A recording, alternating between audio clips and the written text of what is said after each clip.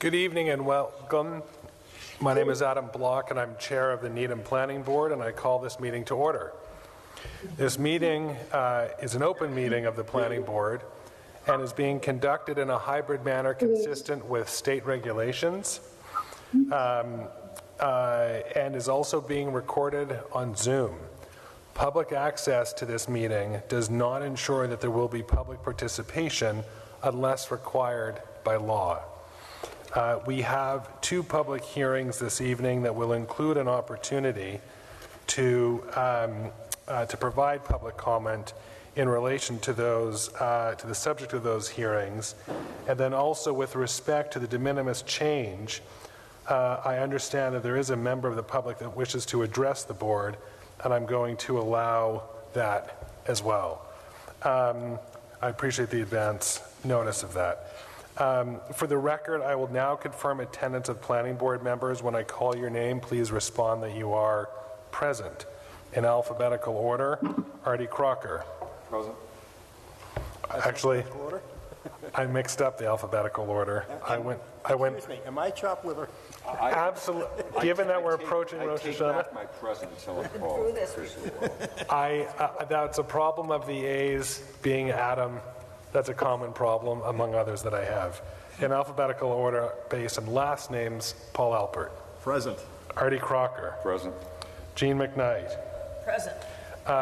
Natasha Spada, I have not heard from. Have you heard from Natasha, Alex? You just texted me that Natasha's going to be remote, so I'm working on getting her a link. Oh, very good. All right. So we note for the record that Natasha will be arriving by Zoom and is delayed only by technical effort. We'll record her otherwise as present. For the town staff, Alex, I note that you're present. And then Lee Newman. Present. Wonderful. We have Lee. For others participating in the meeting this evening, please be aware that others may be able to see you. Anything that you share and state will be a matter of public record. All supporting materials for the agenda are available on the town's website, needhamma.gov. That's needhamma.gov, unless otherwise noted. The ground rules for this meeting are designed to allow for an accurate public record. I will introduce each of the speakers on our agenda tonight. After they conclude their remarks, board members will be asked for any comments, questions, or motions. I will provide our ground rules for public comment when we open our public comment segment. The first item on our agenda this evening is a hearing regarding an amendment to Major Project Site Plan Special Permit number 2007-01 in respect of certain changes to the operation of a medical marijuana facility known as Sierra Naturals, located at 29-37 Franklin Street. Can I please have a motion to waive the notice of hearing? I move that we waive the notice of hearing. Second. The reading of the notice of hearing. Second. I appreciate that. We have a motion by Paul Alpert, seconded by Artie Crocker, to dispense with, waive the reading of the notice of hearing. Any discussion? Hearing none, I'll come to the vote. Paul Alpert. Aye. Artie Crocker. Aye. Jean McKnight. Aye. And the chair is aye. We're still looking for Natasha, but she unfortunately is unable to participate in that vote. It's not 7:10 yet. Do you want to... We are getting through that. You're absolutely right. I appreciate you bringing that up. Let's do this.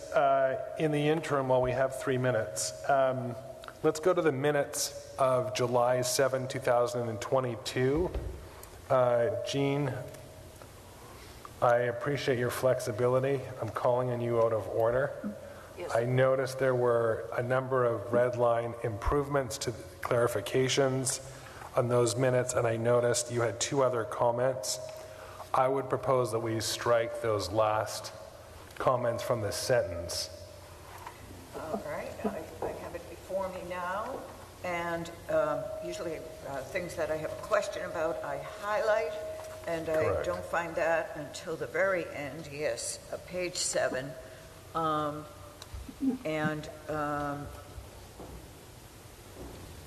I was on, yes, you mean strike the phrase south of reservoir because we don't need it? And the balance of it. In the balance of it? So, May I be able to, I don't have it in front of me, but if you don't mind me coming over. I'm not sure I'm following you. I'm looking at the vote. That's what I'm looking at. Yes, that's fine. I apologize. That's fine. We can delete that. Delete that. Yes, correct. All right, just that phrase, south of reservoir, because I don't think that's what wasn't intended. And then I just wasn't sure whether the vote to schedule a public hearing for brewpubs and microbreweries for the 7th of, at 7:05 p.m. was actually the time that we agreed to. Is it the time? Lee, can you confirm the time of the hearing? And that date was again? Sure, I might have a 7/7 agenda. Yes, I have it right here. Yes, it actually is 7:15 p.m. on the actual agenda. 7:15. So I'm supposing that we actually voted 7:15. I agree. I think that's, I appreciate the clarification. Okay. So we have these changes to the minutes of July 7. Can I have a motion to approve the minutes of July 7 amended as reflected in Jean's red lines and as discussed this evening? So moved. Second. We have a motion by Jean McKnight, a second by Paul Alpert to approve the minutes as amended. Any discussion?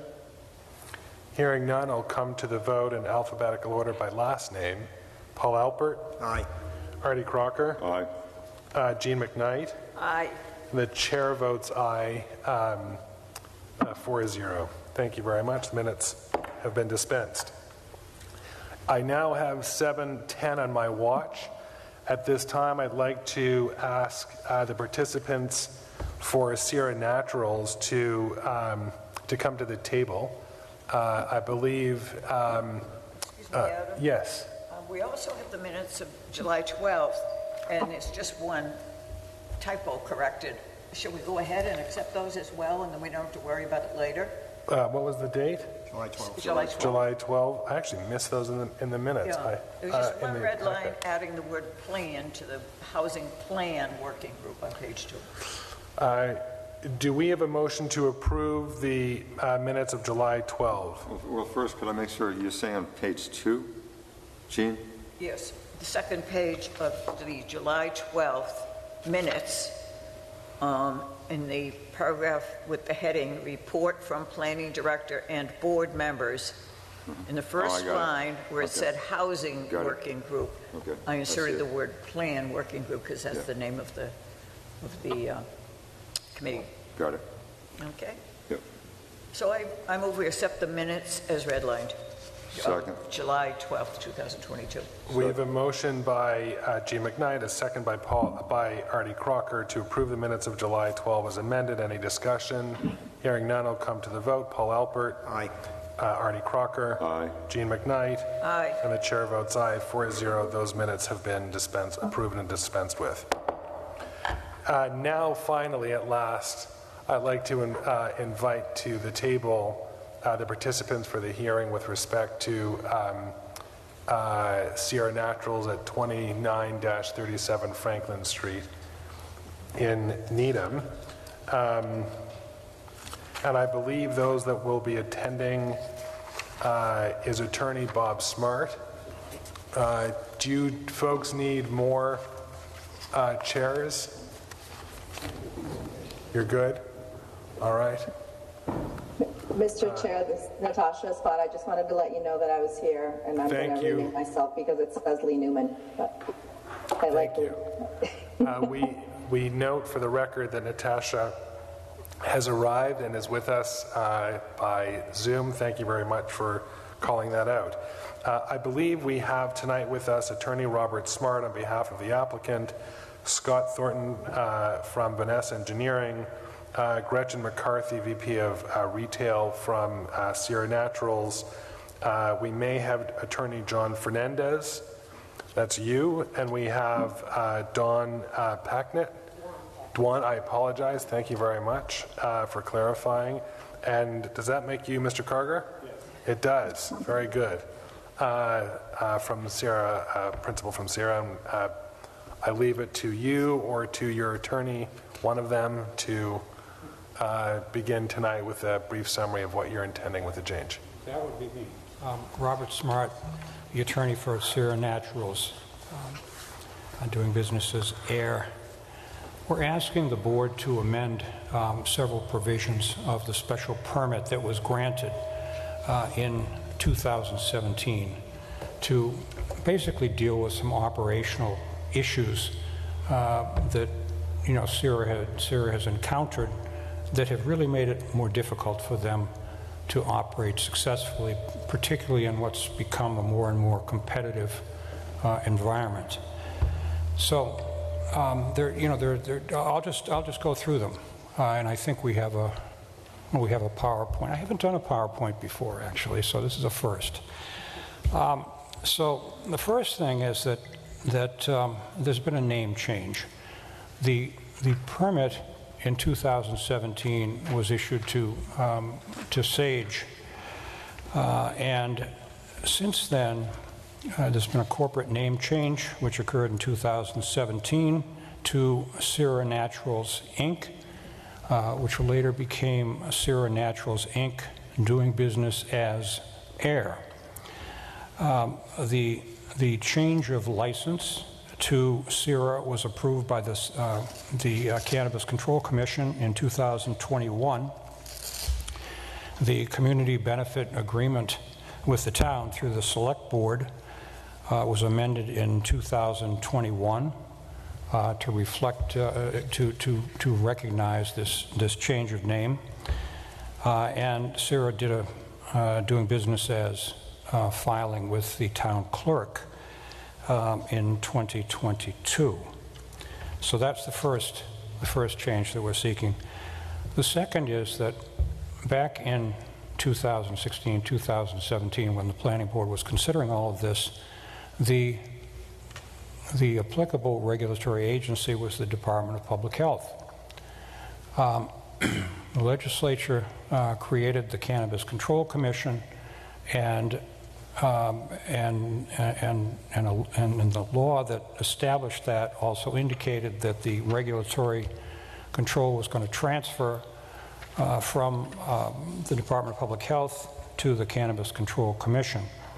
And in fact, the DPH regulations were formally rescinded, as reflected on the Massachusetts Register, December 23rd of 2018. So it's the Cannabis Control Commission's regulations on medical marijuana which control the operation of this facility.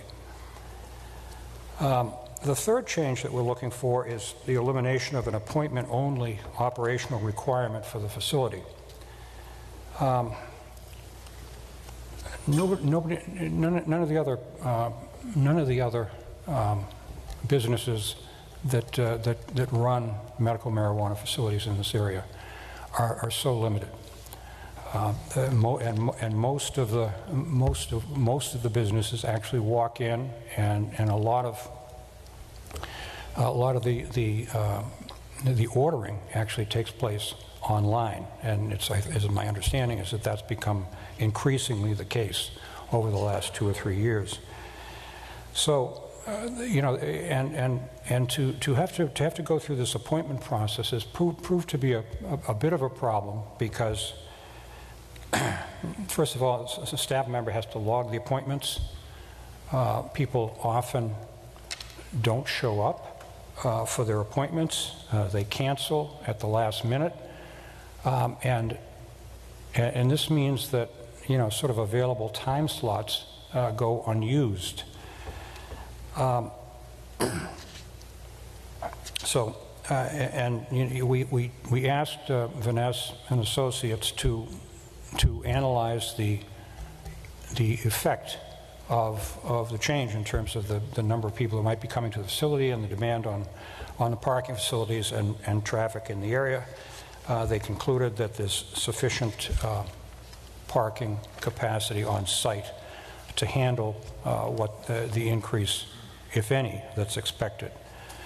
The fourth is we're seeking for you to allow sales of marijuana products other than those cultivated and processed at the applicant's Milford facility.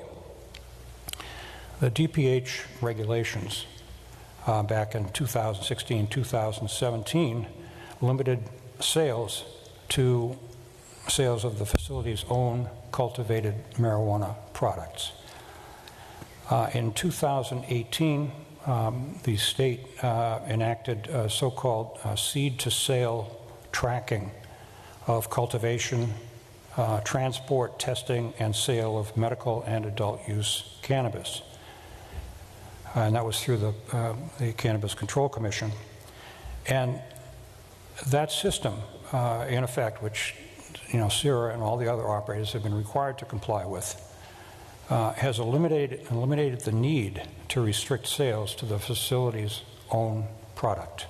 And actually, as I'll talk a little later about the Board of Health and their comments.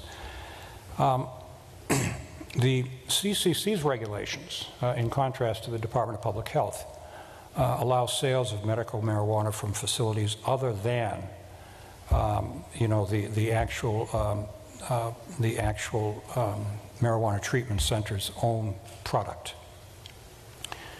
And right now, again, CIRA is the only operator in this area which is prohibited from selling marijuana products from other facilities. But since all those products are tracked, there's a tracking system. They're inspected through the state. There's really no reason to keep CIRA from being able to do this. Fifth, we'd like the board to authorize an increase in the maximum number of sales stations from 5 to 7. There's room in the facility, as you will see from the, when we go through some of the exhibits on the PowerPoint. There's room in the facility for those additional sales stations, and the planning board decision said that CIRA could have up to, well, SAGE at the time, up to 8 employees on site. So there's sufficient employees to staff the sales positions, and we think that with the additional,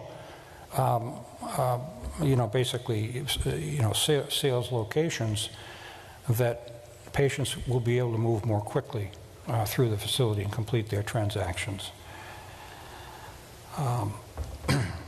Sixth, and this is the last one, we're requesting the elimination of the requirement that the delivery vans for home deliveries be housed at the applicant's facility in Milford, and to allow the vans to be kept in the garage at the facility. This restriction, in effect, has prevented CIRA from making home deliveries, even though the 2017 decision said that they could do home deliveries. What happens is that at the end of the day, under the current special permit, the applicant is required to return the vans empty to Milford in the evening, and then in the morning to drive them back from Milford to Needham empty. It's about 45 minutes each way. It doesn't really make any sense, because the vans can be housed in the garage can be locked. There can be a requirement that no product be kept in those vans overnight. So there's really no reason to require that back and forth. It doesn't accomplish any safety or really any other purpose. So I'd like to go at least fairly briefly through the PowerPoint. If you look at page 4, the layout site plan, it's a little hard to it's a little hard to read, but looking from right to left, let's back it off just a little bit. Looking from right to left, what you've got is 29 Franklin, 37 Franklin. No, I'm sorry. Sorry. You've got 29 Franklin. You've got the existing garage. You've got 37 Franklin, which is that sort of T-shaped building, and then to the left, it's kind of bisected. That's 55. That's 55 Franklin, and all three of those properties are owned by a guy named Daniel Roma through various LLCs. And it's hard to see them, but there are actually 17 spaces on the site, 18 spaces, the same 18 spaces that were there in 2018. Between 37 and 55 Franklin, there are 7 spaces that are shown. There's a row of them, and you don't. And you can, the property line actually bisects those spaces. So they're half on 37 and half on 55. And the lease provided an easement so that Sierra could use those facilities, even though part of them is on 55 Franklin Street. An issue was raised by Dave Roach when he came up, and he wrote a letter. And one of the concerns was that there were pallets on a couple of those spaces, which because Dan Roma, he owns a business where there's a lot of coming and going, and the reality is that demand has been so low that those parking spaces really haven't been used much in the last couple of years. But I went over and talked to him and persuaded him to sign a letter reaffirming the existence of the easement. He agreed. He was going to comply with the terms of the special permit and the requirement of the easement, so that those spaces would be available for use by the applicant. From 10 o'clock until closing time. He can still maneuver trucks before 10 o'clock. This was discussed by the planning board back in 2017. But those spaces are going to be available. Dave Roach also raised a concern about striping, as the striping has faded on those spaces, and the striping has actually now all been done. And I don't know that Dave has gone back out to re-inspect, but we can show the striping. What sheet is that, Scott? No, there's a photograph of the striped there we go, of the striped spaces, so you can see that they've all been restriped already. Dave Roach also raised a concern about whether the 18 off-site parking spaces were really 18 off-site parking spaces, because he assumed that the spaces in front of Udwood Electronics, which is right across the street, were part of the count of 18. They're not. They're not part of that 18. And Scott, when he does his presentation, we'll go into a little more detail on that. I had some communications with Chief Schlittler after his emailed comments came in, and after some, so I sent him an email trying to address his concerns, and then I spoke with him by phone on Monday, and after that he sent a follow-up email to the board saying that he was satisfied with the board allowing the requested changes, but that he would want to review at 6 months.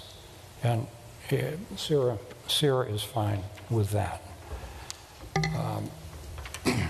Let's see. Public Works had no comments or objections.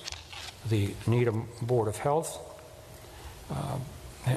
did not have any objection to most of their requests, and they so indicated in their emailed comments. They did raise a couple of caveats. One was to say that CIRA has to operate in compliance with the state sanitary code. No argument there, that's true. And that the Board of Health has inspection authority regarding products from other facilities. And these are requirements that are actually in the Board of Health regulations, and CIRA has no problem with either of those.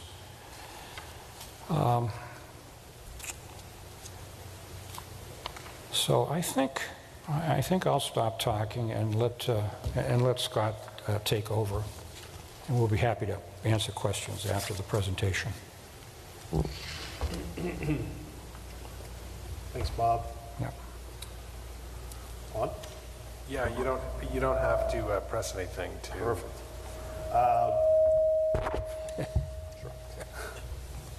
Thank you, Mr. Chairman. Members of the board, for the record, my name's Scott Thornton. I'm with Vanessa and Associates. We're traffic engineers and planners. We prepared the traffic and parking assessment for the project. I have a few slides to go through, but I think this is a perfect one to start with. This slide shows what CIRA has been dealing with in their site off of Franklin Street. From January of 2021 to July of 2022, their transactions have decreased by 54% on a monthly basis. So you can see it's just kind of a slow decline. And Scott, would you read the numbers at the top left and at the bottom Sure. right? It's a little hard to read. Sure. So in January of 2021, there were 5,053 transactions for the month. For July of 2022, there were 2,307 transactions for the month. And so this just sort of sets the stage for the reason why we did why CIRA is asking for these changes, and also the traffic and parking analysis that was conducted, which in general, we looked at the existing facility, calculated demand using data from both the existing facility and CIRA's Somerville facility to identify parking demand with the proposed changes for the site. And in general, what we found was that there's an increase in activity that's anticipated, but we believe that there's sufficient parking, both on-site and, if need be, off-site, to accommodate the projected demand. So we did counts at the facility on May 25th of 2022, and these were compared to the previous projections from 2017 and adjusted to account for the proposed changes. And in general... Sorry, excuse me, were they adjusted to account for the pandemic in that period as well? They were, so these were just site counts, so they weren't adjusted for COVID effects, but there were additional adjustments that were conducted to raise the value of the counts that were done. So, for instance, the day we did the counts, we noticed that they were, and we weren't aware that it was probably part of that slide, but the daily counts were adjusted to a monthly average, which resulted in a 35% increase. We increased those numbers by 15% to account for the change from appointment basis to non-appointment basis. And that's based on data that CIRA had because they went through the same thing at their Somerville facility. We also increased those numbers by 40% to account for the increase in sales positions. And quite honestly, that may be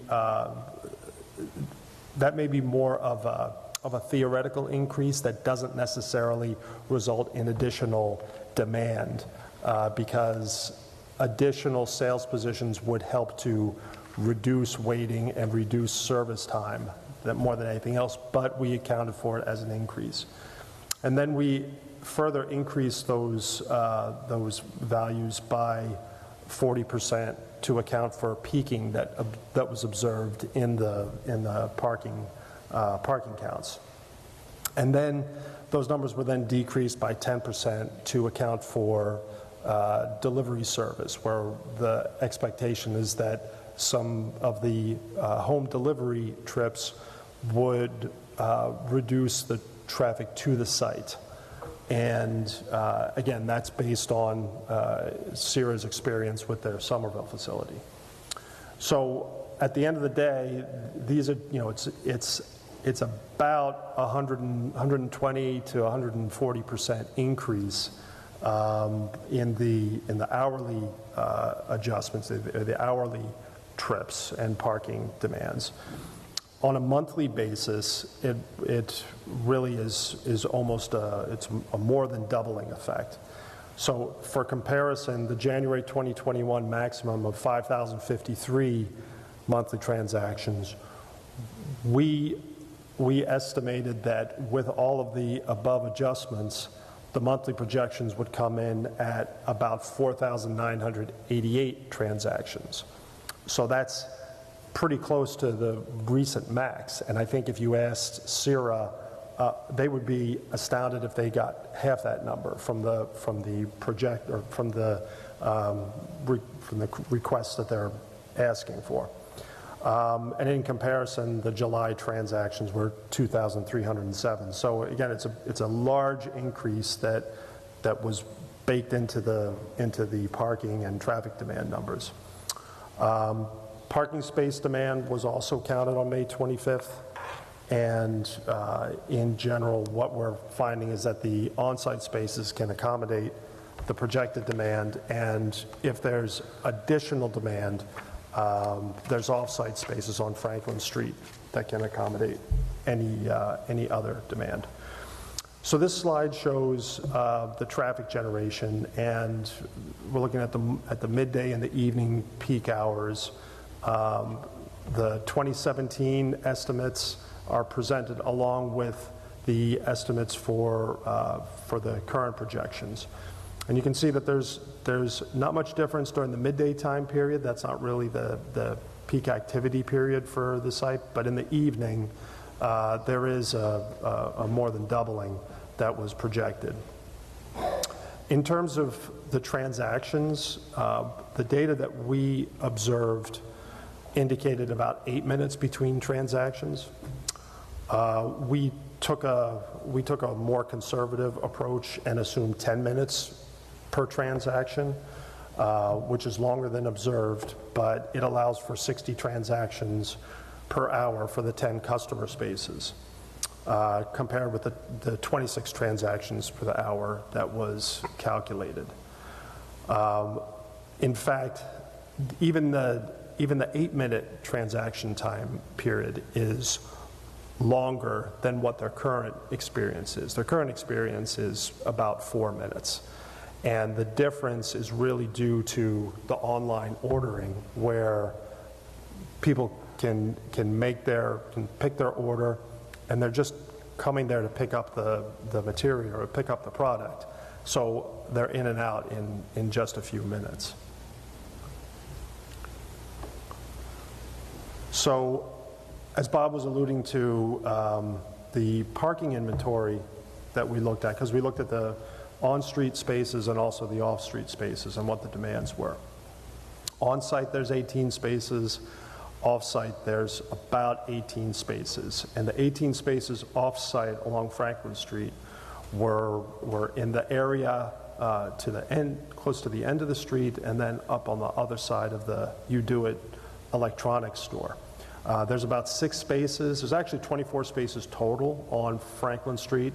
There's another 6 spaces that are marked as for use of You Do It electronics store. So those were not included in the parking demand counts. But these charts show the on-site parking demand for the midday and the evening time period. And again, on-site, we've got a supply of 18 spaces, and we've got the midday time period to the left and the evening time period to the right. So you can see that the maximum demand during the midday was 9 spaces, and the maximum demand during the evening time period was 7 spaces. And it's important to note that of this 18 space supply, there's 10 spaces reserved for the customers and 8 spaces reserved for staff. And these counts include the staff parking. So of probably these 4, there's a continuing band of 4 spaces. That's probably the staff. And then the demand is just, another few spaces on top of that. And you can see it's there and it's gone in 15 minutes. These brackets are in 15-minute intervals. And we don't get close to the 18 space supply rate. Then during the same time periods for the off-site observations on Franklin Street, you can see during the midday time period when the businesses out there are open, that there's a lot more traffic that's parked out there on Franklin Street. Between 13 and 14 cars are parked out there. There's still some spaces available with a supply of 18, but then after 5 o'clock, those spaces really free up, and then we're looking at a peak of 10 spaces, or a peak demand of 10 cars between 5 and 5:15, and then it settles back down to 8 to 7 to 6, down to 6 spaces. And what time does your operation close? 8 p.m. 8 p.m. Thank you. Yeah.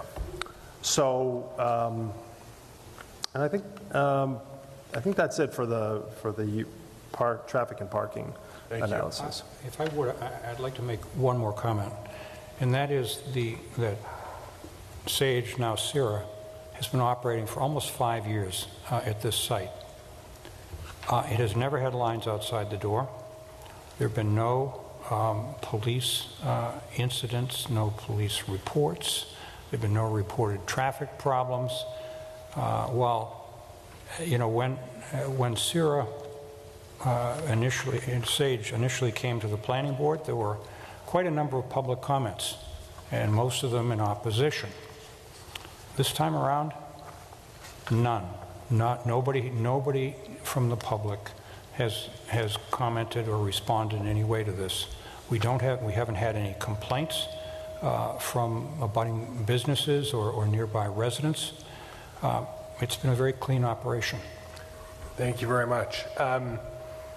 Does anyone else have any other comments to make? I'm mindful of our time. Our next hearing is scheduled for 7:45. We still have public comment on this, and there are a number of comments that I have in addition to those from various town boards, which I wanted to go over. But before, yes? You want to share the microphone, please? And if you could, for the record, state your name for the record. Thank you. I'll just speak. Louis Carger, Needham, Massachusetts. I'm actually the one who started Sierra Naturals. Part of, I don't believe we have any parking issues, but having appointment only, we're having people get there 20 minutes, 30 minutes early, sit in a parking space, wait for their spot, even though there's no one inside, and filling a spot for 20, 30 minutes, then going in for their 5-minute or 3-minute spot, coming out and using a space for 35 minutes when, if it was not needed, it would have been in and out in 3 minutes. I understand. Thank you for the clarification. I understand. We have the following comments from the town departments, which I wanted to review for the record. First, we've had a letter dated August 30, 2022, from the building commissioner, Dave Roach, expressing concerns about insufficient parking, but having attended on site, he provided a follow-up letter on September 15, 2022, acknowledging that there is sufficient parking and that you have overflow capacity. In particular, your slides that demonstrated the excess capacity in a graphic representation was particularly helpful, I found. We do have a couple of emails from Police Chief John Schlittler, and one of which from September 14, he raised a number of significant concerns, I would say, in the, related to the public health and safety. And then I understand that you had mentioned, Attorney Smart, that you spoke to him, and I, excuse me.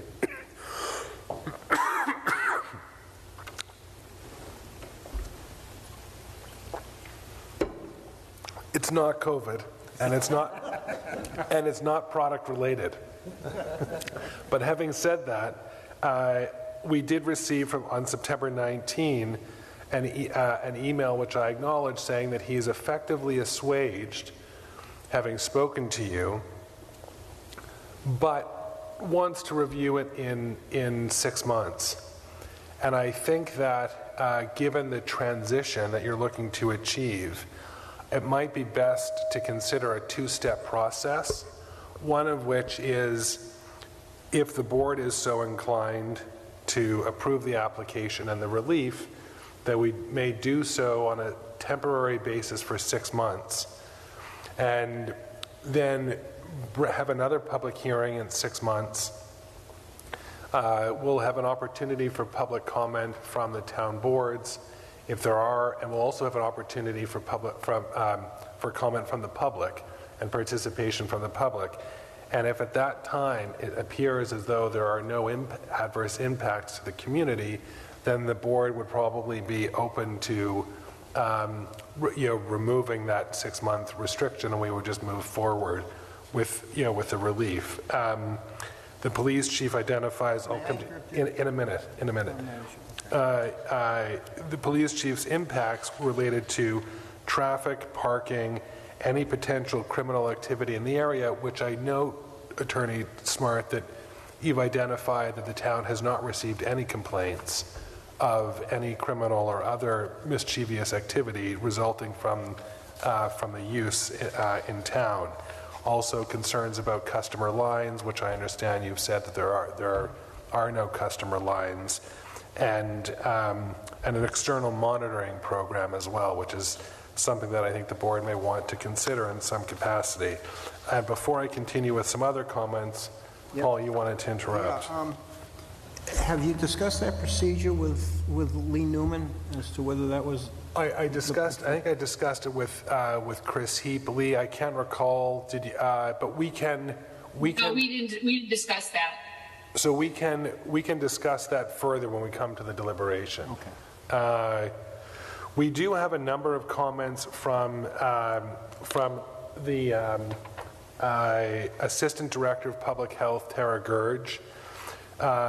Initially, we received an email from her on September 13 in which she identified unresolved issues relating to the authority, the regulating authority, whether between the Cannabis Control Commission or the Massachusetts Department of Public Health, and they had some unresolved questions about eliminating the appointment-only status or requirement, and the sales of products not from your own Milford facility. And then there was an updated email that we received today at 12:21, and I'm not sure, Attorney Smart, have you seen that was received from around noon today? Yes, you have seen that. This is, for a couple of us, our second time here today. We were here at about 9 this morning with the Board of Health. Okay. And so I knew that this letter was coming. So it's possible that this board may wish to follow all of the requirements set out by the Department of Health, which includes adopting the controlling authority, both the Cannabis Control Commission and the Mass Department of Public Health. And Mr. Chairman, yes. if I could just clarify.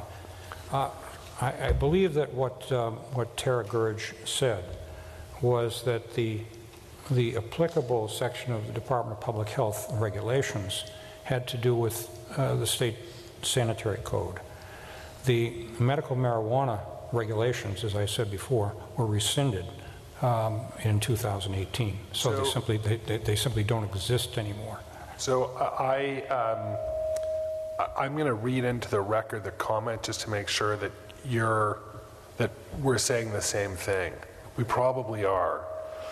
Comply with with respect to complying with the Cannabis Control Commission rather than MDPH, the Board of Health agreed that both regulations need to be followed.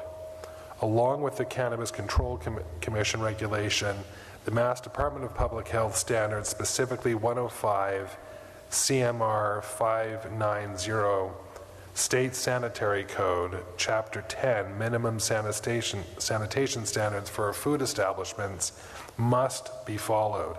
And I understand that you're saying that you agree with that.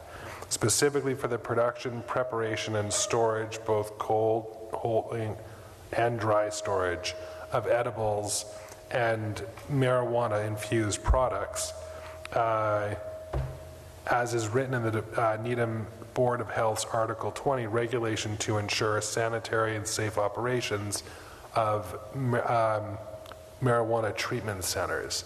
So to be clear, you accept to be governed under both authorities.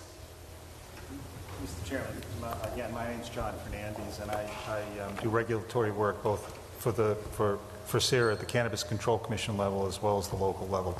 We want to be clear, 105 CMR 725, which was the DPH regulations that regulated cannabis, are rescinded. So when we use the word both, we want to be clear that what we're talking about is not the CCC regulations as the cannabis and the old 105 725, because that has been rescinded. We are strictly talking about the cannabis control regulations and complying with Article 20 as it relates to the sanitary code. So I just want to make sure when we use the word both, because initially when the Board of Health was talking about both, they were talking about the old DPH cannabis regulations and the CCC regulations. So we want to clarify that that's gone. So I think we're in agreement. Yes, that's gone.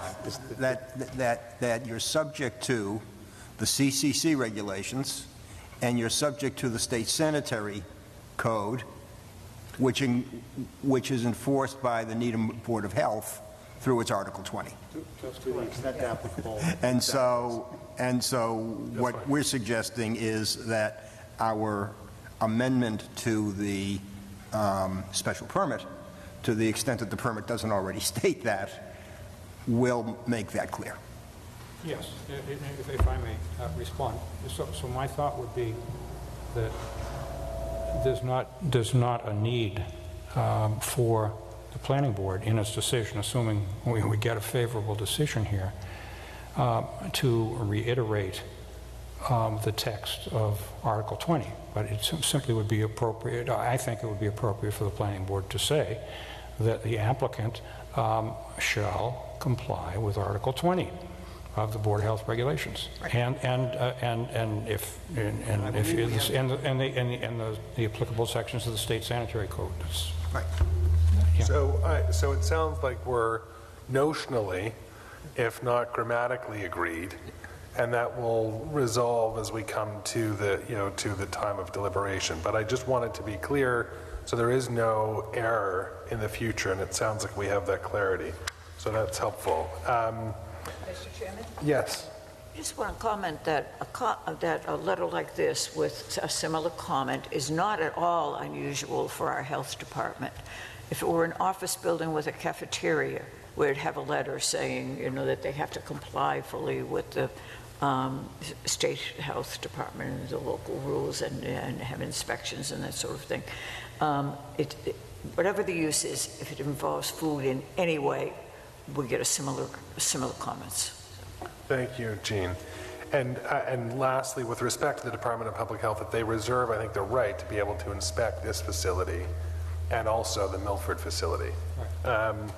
So we had a letter, just to continue, and we're almost done here with town comment.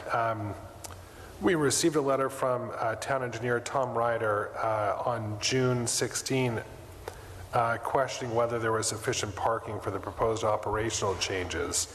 That letter was updated. We received on September 15th another letter from the town engineer, Tom Ryder, saying that he had no comment. So we understand that he's resolved and that we've all established that the 18 parking spaces on site is sufficient, and that there's off-site an additional 18 parking spaces in the immediate vicinity that are also off-street parking as well. Yes? Mr. Chairman, I think you will find that the June letter from Tom Ryder, town engineer,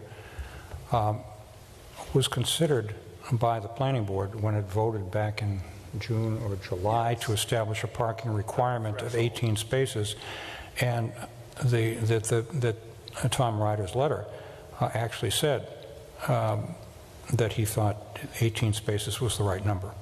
Yes, thank you. Right. At this time, actually, at this time, I'm going to ask my colleagues if anyone else has any comments or questions. Just that, thank you, Mr. Chair. Just that, and when this was voted in by the town of Needham, overwhelmingly voted in to allow this in our community, and it was a state vote.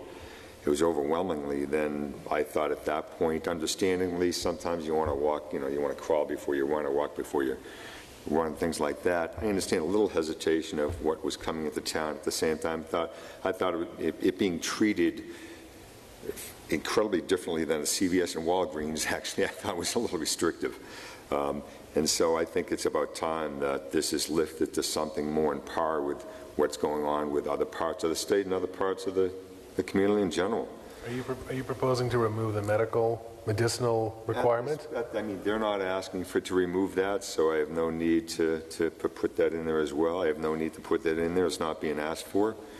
But I think it's perfect. It makes perfect sense that they're allowed to operate their business in a way that it's better competing with any facility around. Needham Needham's been a donut hole for various things in the state. Sometimes we've been a donut hole for the stretch code as far as energy efficiencies and things such as that. The donut hole being every town around us says yes, and Needham just is late to the game. And I think it's about time that we've fixed this aspect of what's going on in the town related to medical marijuana. And if at some point, if they want it to be a recreational marijuana place, it's a conversation we'd have at the time. That isn't the conversation right now. That may require a change to the bylaw. Exactly. Yeah, it's not. Yeah, it's not the conversation right now. Yeah. Yeah. So that's not really relevant to what's before us tonight. Our license allocation is committed already. So. Yeah. Did you have a further comment to what your attorney said? Your comments. We're not allowed. We've hit our max with what's allowed for recreation. I appreciate the comment. And Jean or Paul, do you have any other comments? I have no comment. Okay. Yes. So you're asking for the allowance of your delivery vans to be garaged on site, and we did have, I believe, 2 comments. One from the Board of Health, and I thought that there was a second one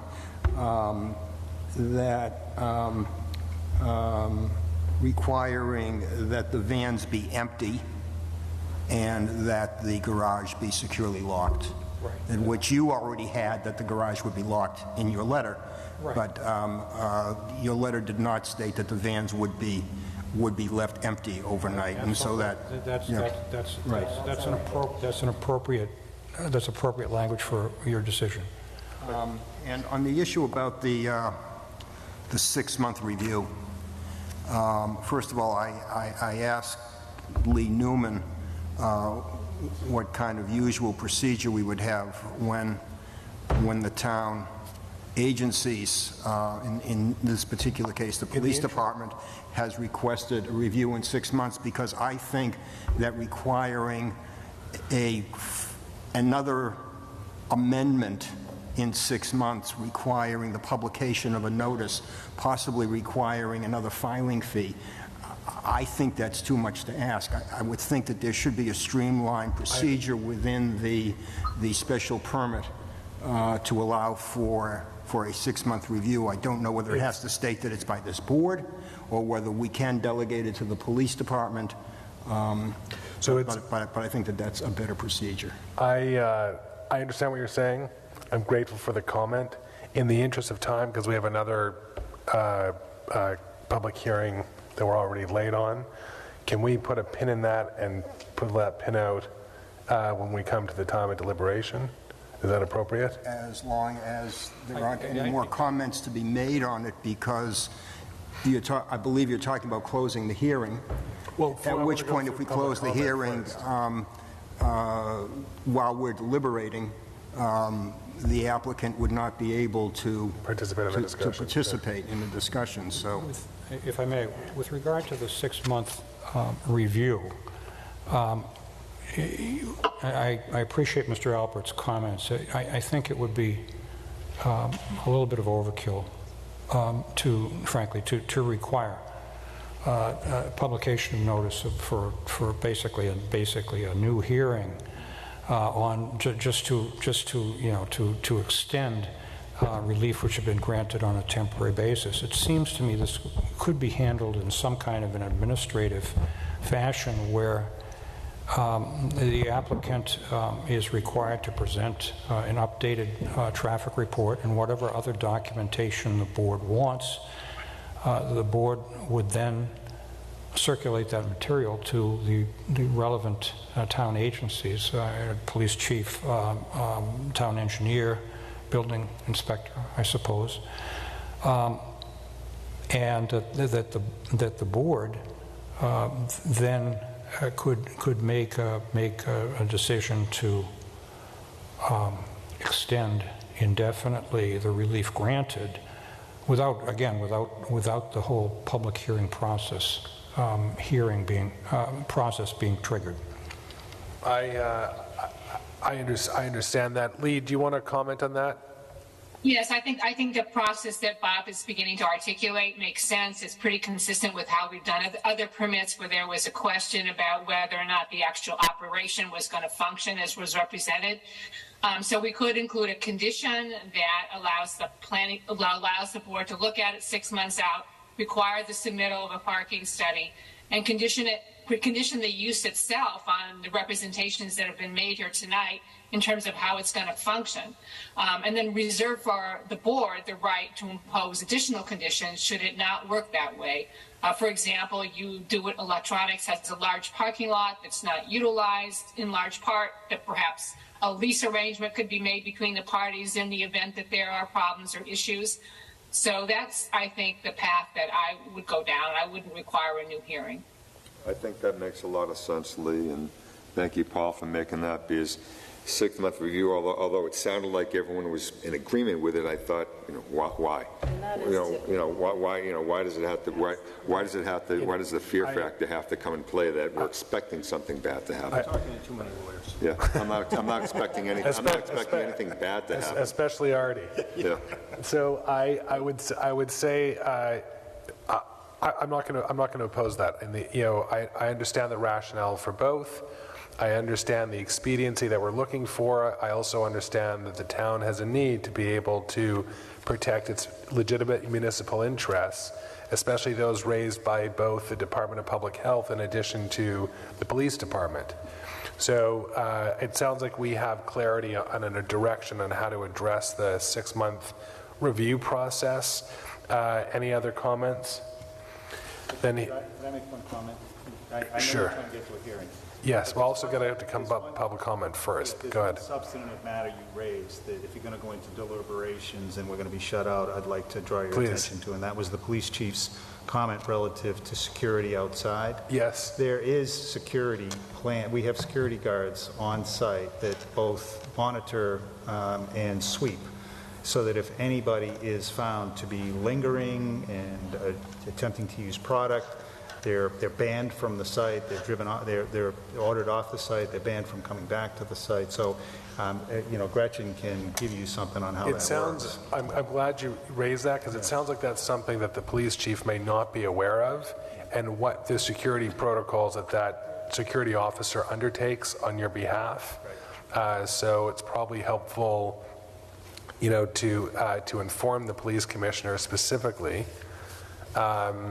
and we'll factor that into both our deliberation, and then also, you know, at the 6-month review process, what you know, what the activity is actually like, and if there's a need for an increase or a change in the type of monitoring program. I appreciate bringing that up. At this time, I'm just going to do a quick poll. Is there anyone in the audience at home, or anyone in the audience here physically tonight, that's here to comment on Sierra Natural's application? We do have several members of the public, so I appreciate your patience. I'm going to come to you in a moment. I also understand that we have people online. I just wanted to feel the room out for a moment. We do have the following ground rules, which I'm going to mention for the public comment, so we can do so in a timely manner, that we can also ensure that we have an opportunity to speak to everybody, or we can hear from everybody. And we're going to rotate between the room and who's online on Zoom. Please address your remarks through the chair. We're looking for new comments from people that we haven't spoken before, although this is for a new item. It's just as effective to simply tell us that you agree with a previous speaker instead of repeating the same point for another 3 minutes if someone else has already made the same point. We ask that you keep your remarks to 3 minutes. We'll cycle through public comments and questions on a rotating basis, and the order that we see your hand up both in this room and on Zoom. Right now I only see one person on Zoom with their hand up. That's a Brian Mushnick, which we'll come to shortly, but I'll continue with our ground rules. We will allow you to speak to a second time. We will allow you to speak for a second time if there are no additional speakers and time allows. Your questions may not necessarily be answered as they come up unless the answer is immediately available either by planning board members, planning staff, or the hearing participants. Otherwise, we'll ask staff to note the question so we can provide an answer on our website or at our next meeting. Your own observations are particularly helpful in your comments. And if you're unable to speak tonight, but you still have a comment, we do ask that you please submit your comments or questions by email. Our email address is planning@needhamma.gov.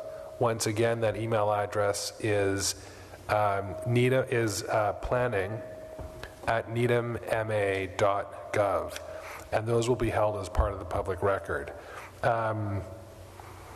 So at this time, Mr. Chairman, yes. I forgot to state, please begin by stating your name and your address for the record. Thank you. I hadn't gotten there, but thank you very much. So yes. Mr. Chairman, I would also say that any comments, if we close the hearing, any comments received after the close of the public hearing cannot be considered. So anything, we can't accept comments after we close the hearing, so people can't be emailing comments after the hearing is closed. Thank you for the clarity. So we had, I see that we have Brian on Zoom. We also have people in the room. There was a gentleman in the second row with a t-shirt. If you can come to the microphone, please. I see the other gentleman in the back of the room. I'm not there yet. Just bear with us, please. We have an order in which we'll conduct the proceedings. Please state your name and your address for the record. It's Dan Sachi, and the address is 76 Wexford Street, Needham. Yes. So I'm right next door to the facility. Yes. I opposed it when it first came up for review, and I think that's why, you know, I heard some of the comments earlier on the Zoom meeting that people said that the attorney said that there wasn't many complaints about the facility. a lot of that is because we're frustrated because we feel like that so many people oppose it and it went through anyway. So that being said, my biggest complaint with the facility is the employees smoking right outside my facility, my shop. So I'm working outside and I have to smell it, and it smells like a dead skunk, worse than a dead skunk. And so aside from my opposition to marijuana use and all that, I don't care what anybody does as long as it doesn't affect me. And it does affect me. So some of the comments I heard tonight was that there was ample parking. If there's ample parking, why are the employees parking along the wall next to my shop? I don't understand. The same thing with the security guard. I've seen the security guard down there on occasion, but I haven't seen one down there in a long time. That might be me. He may be inside, I don't know. But outside the facility, I've seen him on occasion. I've seen a security guard there. Other than that, there's an increase in trash around the area. Other than that, I mean, I understand this gentleman made a comment about, if you didn't have to make an appointment, it may facilitate people going through there and acquiring what they get faster, and there wouldn't be people hanging around. Well, there's some validity to that.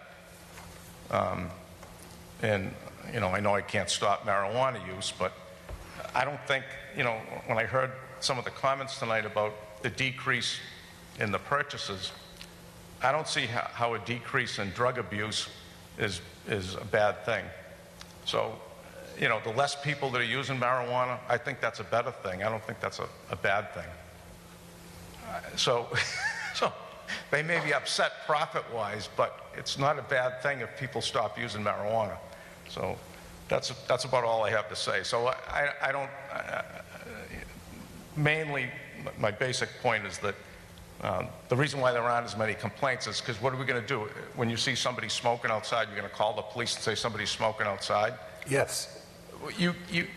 By the time they got down there, with the construction that's been going on in Highland Ave for the last 10 years, to get over that overpass, customers don't even want to go over the overpass because of the constant construction on that bridge.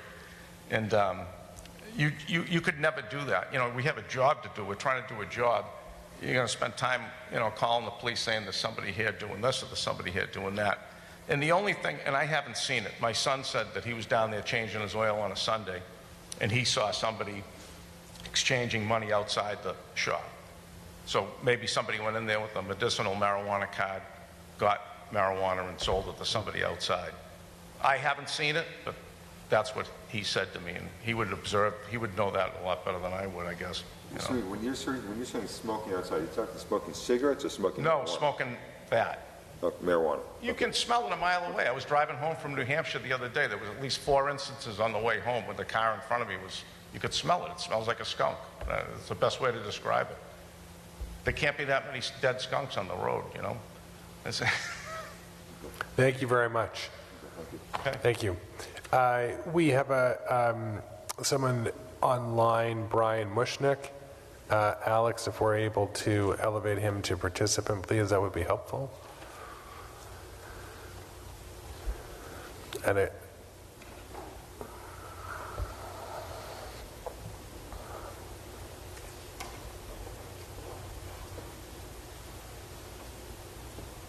Can you hear me? yes, Brian, if you could state your name and your address for the record, that would be helpful. Brian Mushnick, 43 Fremont Street. Thank you for allowing me to speak, Mr. Chairman. I don't disagree with Mr. Sochi about the parking. I do not think there's enough parking. There's not parking on the street. The great thing about statistics is you can skew them any way you want. So on an off day, if you took an aerial picture, it looks like there's a lot of parking. If they went down there today, for instance, and drove around, you'd see there was no parking on the street on those open spaces they claim are there. Frequently, there is not. There are a number of businesses that their employees are there at 7 a.m. and they fill those spaces till 3 or 4 in the afternoon. So I do not agree that there's ample extra parking. I don't want to speak out of place, but I know that You Do It Electronics does not enjoy when people park in their parking spaces. I would also like to say, if there will not be an increase in sales, as you stated, why do you need more sales stations? If you need more sales stations, then you're implying that you're going to do more business, which is more people. At 37 Franklin Street, frequently, there is a large trailer parked, unloading or loading water, and it's not at 6 a.m. They'll leave it there for a day. That takes up 7 of the spaces on your property or on their property to park cars. I don't care what they sell. It doesn't bother me. I'm worried about the traffic in the neighborhood. It will become a more popular venue. This is not the location for a wide open retail establishment. That should be on Highland Ave or on Needham Street. This is not that location. There's not ample parking. But thank you for your time. Thank you, Brian. There were 2 other people in the room, the gentleman with the glasses. Thank you very much. John Negosian, 56 Wexford Street. I'm not a direct abutter, but I'd like to say that Mr. Smart, I don't know where you get your information from, okay, in regards to the police being down there. You can address your comments, Mr. Negosian, to the chair, please. Okay, I'm just referring to him.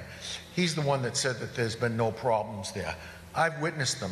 The people do 90 miles an hour down the road, not realizing they have to take a left or they're going too fast, so they go up to Mr. Mushnick Street, take a left and come around that way. I've seen the police there. I've seen the problems there. Everybody that walks there, if I'm in my yard, I try to speak to them because they're smoking marijuana when they walk by. And I say, geez, did you have an appointment? They said, oh, they're very accommodating. Okay, so all you have to do is call up and you can walk right in. If they're not busy, I'm sure that's the way it is. That's right out of the mouth of the people walking by smoking marijuana. The trash, everybody drives out of there. And naturally, I think Mr. Sosi brought up the fact that there's a lot more trash. With 150 to 200 cars a day just for that facility, people smoking marijuana, the first thing they do is drive out. It's up to their mouth. They park in front of my gate. I can't get in. I have to say, geez, do you mind moving? And they're either rolling or smoking. Okay? So they dump the trash out, whether it's coffee cups, the little plastic bags that the marijuana comes in, whatever it is, I'm on their way out, and that's where it gets dumped. Even if I was to say to you to have them put up a trash barrel out there, it's on their way out that they're dumping it, okay? And like I said, we smell it, okay? And call the police, they would hate me. And by the time they got down, they'd be gone. That's another reason. But as far as the altercations I've seen, the police were involved, okay? I'm definitely against it. And I'm all for the marijuana facilities to be here in Needham Center, right next to CVS or Walgreens. They can go there, park out front, walk in, get it. This is where it belongs. People from Boston can take the train out to Needham, do their business, get on the train and leave. There's no public transportation down there. It's added cars into an industrial park. I'm against it. I don't even want them to be there, okay? It doesn't fit. It's not a good fit at all. The board stuffed the sex district down there and the marijuana district and 90% of the 40Bs down the industrial parks. This is where it's at. It belongs in Needham Center. That's all I have to say. Thank you. Thank you very much. I don't see anyone else online, but I'm going to give another chance for people. I understand. I see. Ignore me. I'll come to you in a second, but I just want to give another opportunity for anyone at home who's watching on Zoom if they did want to comment, because after this we don't have anyone else, and I'm not sure that we'll have further comment. So the patient gentleman in the back with the glasses, we appreciate your patience. If you can, please state your name and address for the record. Yes, James Ahigian, 40 Franklin Street. I am from U-Do Electronics. In the beginning, their customers were parking in our lot, as I said they would, because it's just simply much easier to pull into our lot and park there. They block our loading docks. They did block, our entrance at times. We never filed any formal complaints, as we do try to be a good neighbor, so we didn't want to get the police involved. The 18 off-site spaces that they are talking about are generally full 9 to 5, Monday through Friday, so I'm shocked that you're counting that into the off-site spaces. The water delivery truck does block 7 or 8 of the spaces, as mentioned earlier, so you can count about 6 or 7 spaces out of there, and it's very difficult to pull in those spaces. I don't know if any of you have been there and actually tried to pull into those spaces with no vehicles there. During the winter storms, they were asked to haul away the snow so they wouldn't lose any additional parking. That never happened. I also learned that the building in the middle was rented out with no parking spaces, which I didn't even know you could do in Needham. They just simply don't have the parking, and if this does pass, I would love to see a review, because if their business does pick up, it'll be a problem for us. In the beginning it was, and since their sales have declined, it has been no problem in my sense, other than a few other comments. Thank you. Thank you very much. Does anyone else in the room have any other comments? Anyone? I don't see anyone else online. Alex, do you see anyone online with their hands up? So we have a no from Alex. For anyone else online, do any members of the board have any other comment? Yes, Jean? yes, I do. And I'm responding to this gentleman. I think your first name is Lewis, and I didn't catch. No, he's Lewis, I'm John. John. I think it was John who said, who mentioned the security staff. I went back and looked at our decision, leafing through the decision that was made back in 2017. It's not very strong on any requirement for security staff. Section 1.7 simply says the floor plan is designed so that security staff can monitor and control access to the interior of the commercial space at both the entrance and exit points. Okay? That has to do with the physical space. It doesn't have to do with the requirement that there be security staff. Now, it may be that the Cannabis Control Commission has such a requirement, but it's not in our decision. And the only other place where it's mentioned is section 1.10. And these sections are the findings and conclusion, but then later in the decision it says, the representations made in the finding and conclusion are conditions of this permit. So number 110 says, refers to the maximum number of employees based at the site at any given time. And I think that really goes to, the parking space requirement and so forth. And it says, including 5 sales associates, 2 security officers, and 1 manager. That doesn't require security officers. It merely says that they might be among the 8 employees. I think to address the comments that were made by the residents here, or the property owners here in the area, and to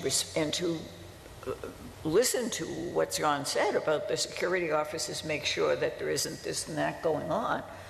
This decision needs to be stronger. And if we're going to change the operation, that's all the more reason why we should make sure there's an absolute requirement for security officers. Now, I guess what I want to ask the applicant before we close the hearing is, what is your present arrangement for security? What I'd like to do is have Gretchen McCarthy, who's in charge of our retail operation, describe exactly what goes on at the store. Yeah, so we do have security from opening till close every single day. They're there before the employees come in, and they wait till everyone leaves at night.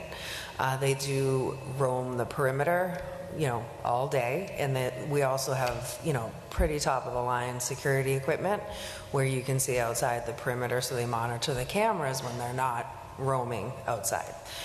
Now, you say they.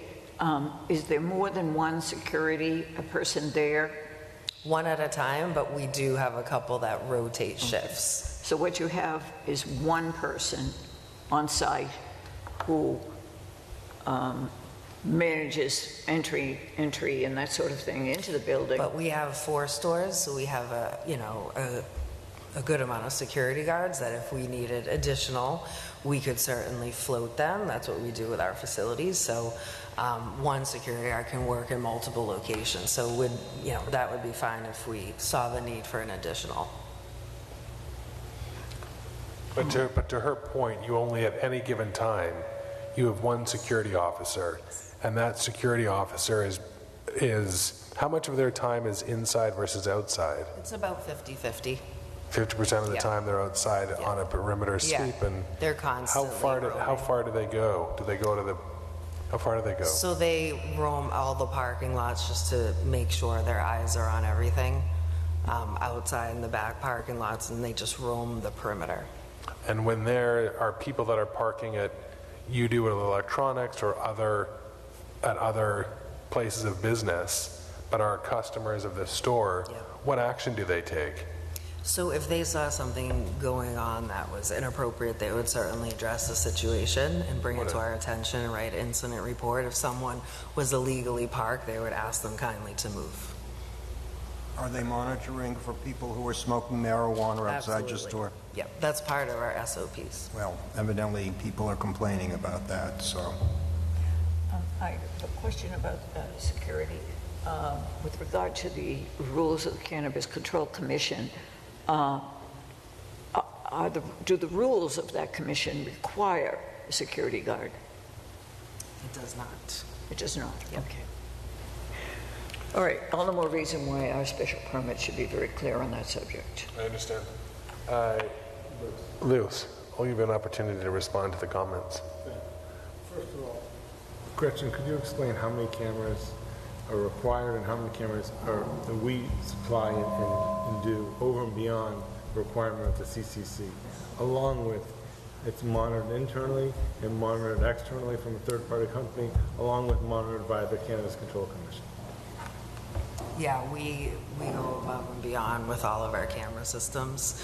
Every movement in, out, around that store facility is on camera. Yeah, in our check-in area. But evidently, we have heard testimony tonight that it's not, that no corrective action's taken.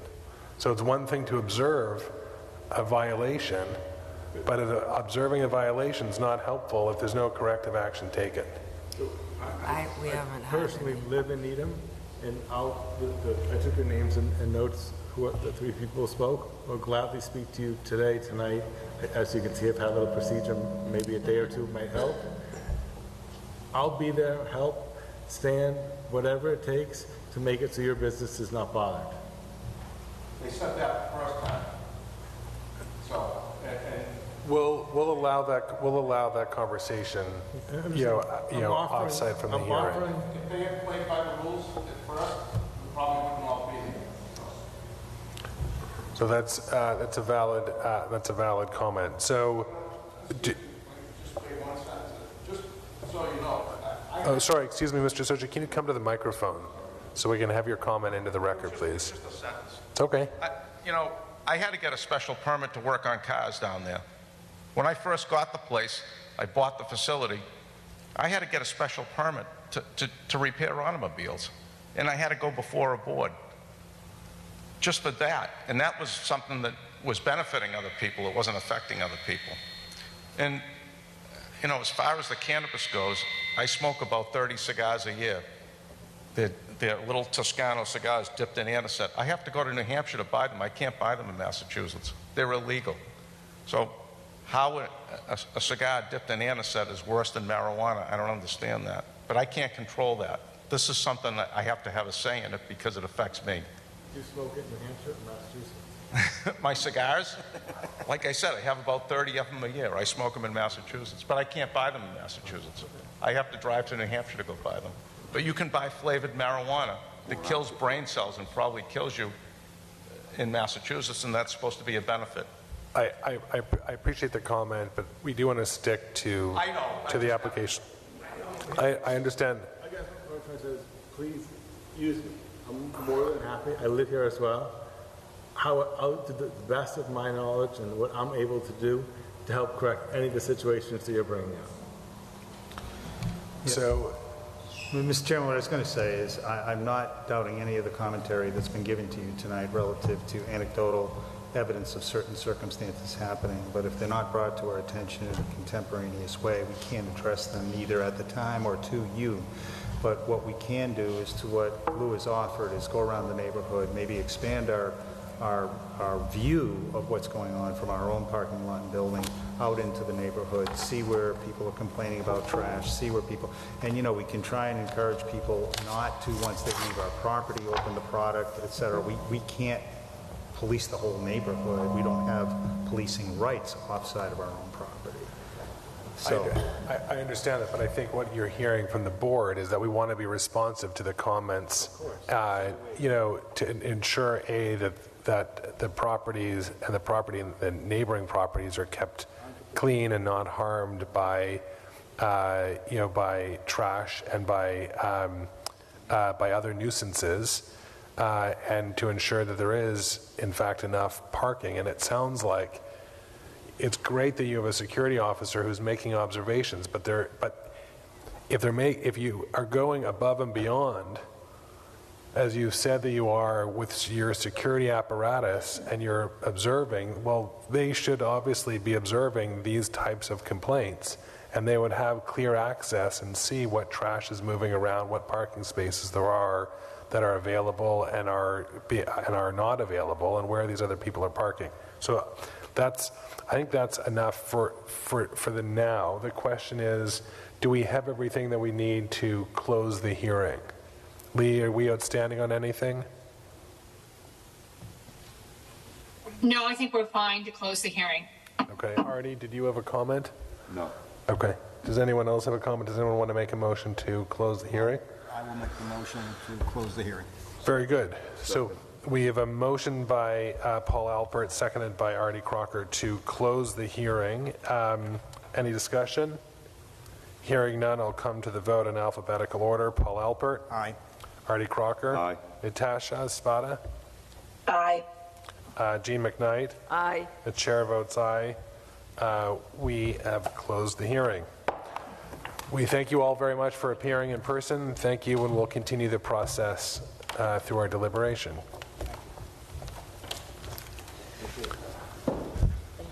Thank you very much for coming.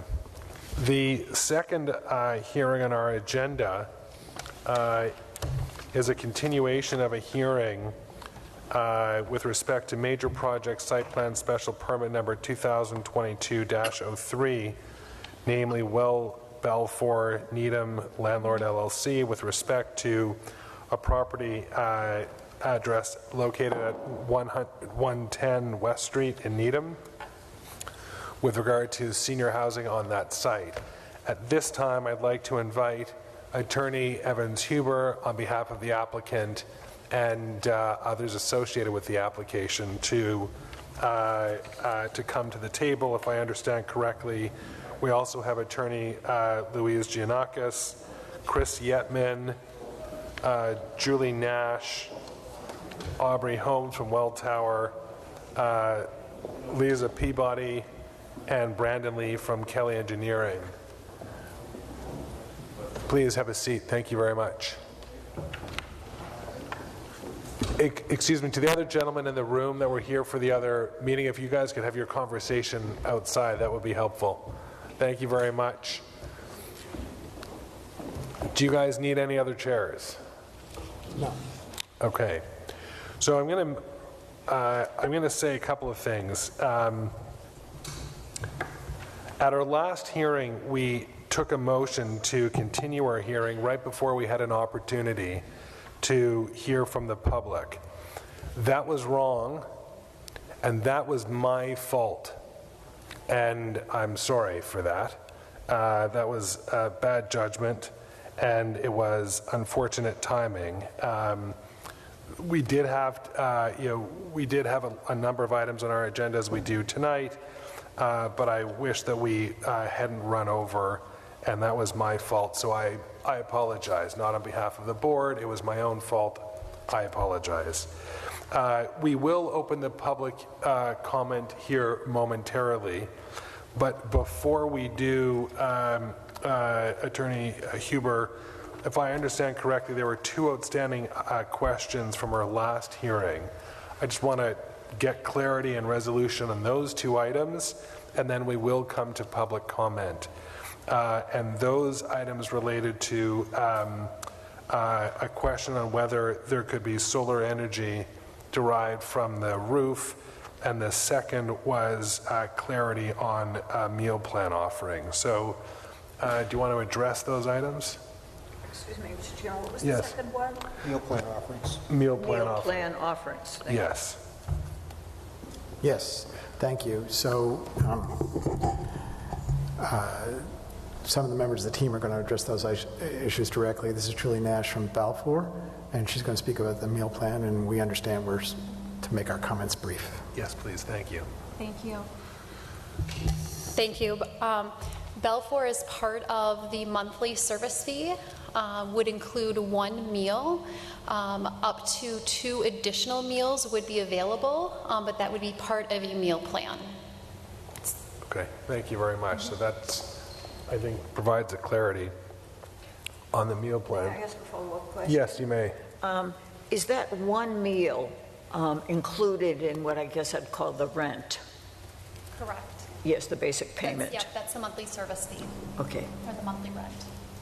So that's automatically included, and then any other, you can opt in and pay an additional service fee for additional meals. Correct. Okay. And then the first item was whether there'll be any solar energy at this site. Yes, so Mr. Chris Yetman is going to speak to that. Great. Good evening, Chair and members of the board. Chris Yetman, HYM Investments Development Manager for the project. So during our last meeting, we heard a call to action, we heard a challenge, can you implement solar? We went back, we worked with our design team and our engineering team, and we've come up with a solution. After studying, we believe that there's an opportunity to implement approximately 8,000 the solar array that would generate approximately 8,000 kilowatt hours per year. And the way we're looking at this is we believe that is enough to charge 2 electric vehicles for the year. So that really fits in with Balfour's plan for electric vehicles as the main mode of transportation in and around town for the residents. Thank you very much.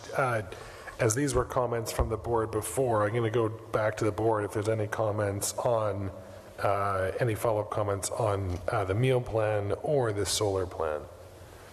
Artie, do you have any comments? I suppose I'll comment on the solar plan. 8,000 kilowatt hours a year, you're talking basically a 7 kilowatt DC array is what you're talking about on the building. So you're talking about 18 panels is what you're talking about on the solar. I'm a little baffled. I'm a solar engineer. To say I'm a little baffled is putting it mildly. Is that, in our whole conversation, is that about the solar this evening? No, the main part of the conversation is really about what the public has to say. But I'm left baffled by the fact that you come here with a statement of that's what you think can be generated by the roof surface on that building. I'm baffled. It has infinitely more capacity than that. I don't understand where that's coming from. At some point, I'd have to see a presentation of why so much more of the roof surface cannot be covered with solar panels, even if you take a 6-foot setback around, 5 to 6 foot setback around the perimeter for the basic standard setback on buildings like that. You take a setback away from the fourth floor living space related to the third floor panels where those are, a setback related to the mechanicals. I understand that there's going to be vents on the building. You have to account for that. You have to account for pathways for serviceability and things like that. But 18 panels or whatever it is, it means nothing. That means nothing to me. Charge a few. I'm just dumbfounded. I'd have to see some presentation of why you're saying that's it. And so beyond that, I don't see any sense of. I can make a comment of what I've seen from the building, but I don't know if it'll go anywhere. I'll make that comment later on. I'd like to hear from the public at this point. Okay. All right. Thank you, Artie. So at this time, I'd like to open the floor up to public comment. If there are people at home that are interested in making a public comment, please raise your hand on Zoom. And then if there are people in the room that wish to speak, we'd invite you to raise your hand so we can see you, but certainly above the monitor.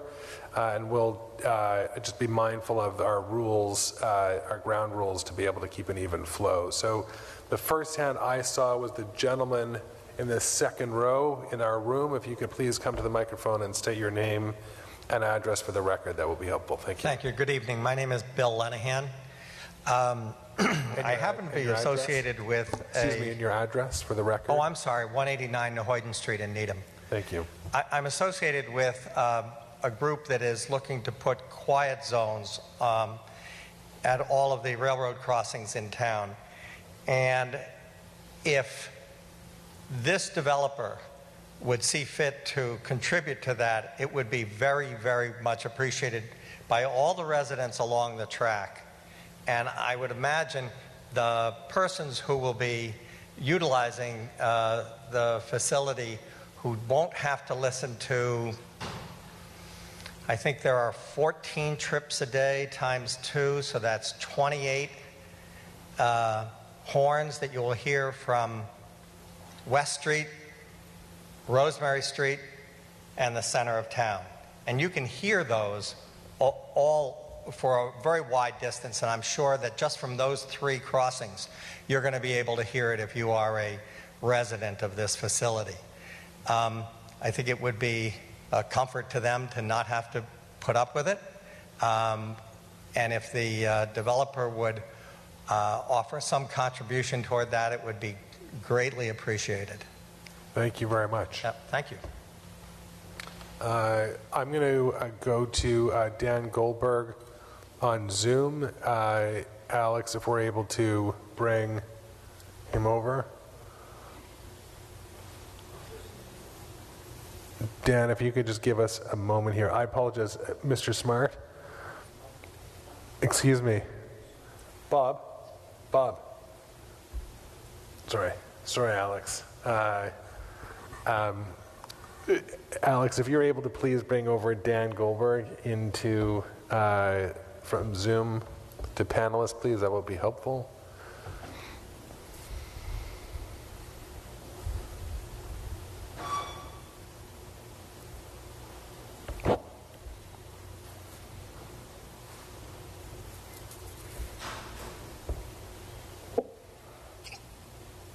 Hello, can you hear me?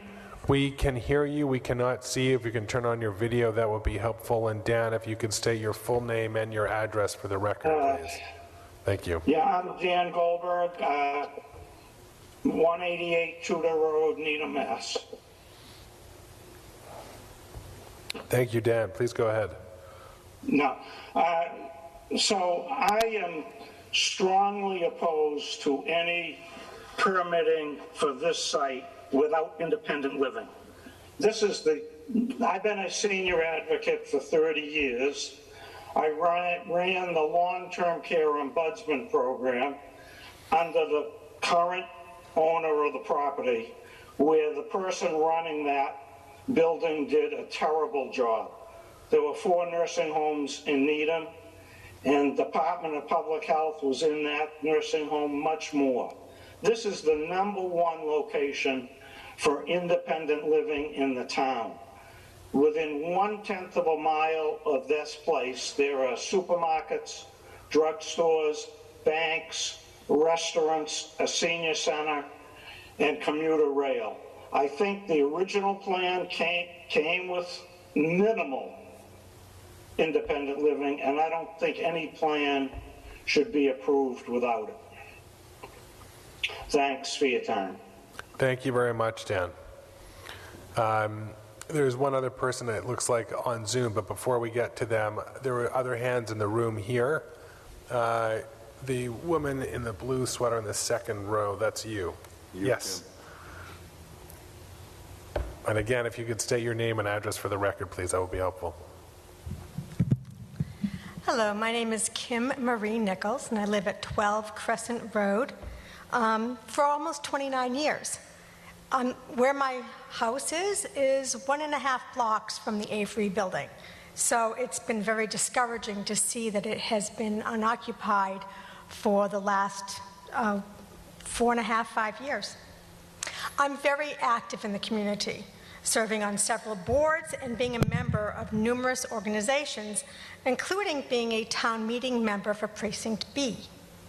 Our neighborhood had a block party just two days ago, and the status of 100 West Street was a hot topic.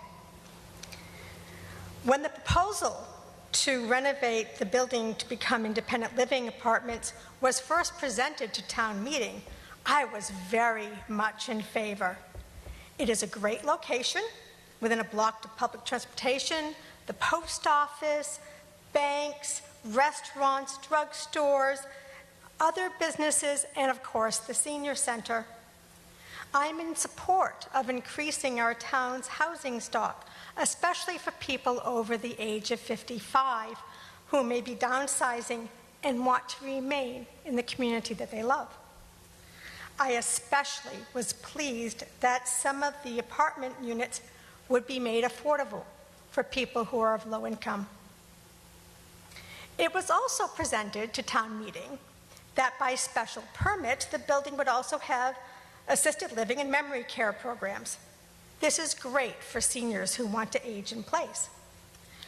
However, it's my understanding that the proposal under a special permit now deletes independent living and would only be assisted living and memory care facility. But granting a special permit is discretionary. It does not need to be granted by the planning board. So I call on the board to insist that Balfour honor the proposal that was originally voted on by town meeting members. It would be better for our community in many ways.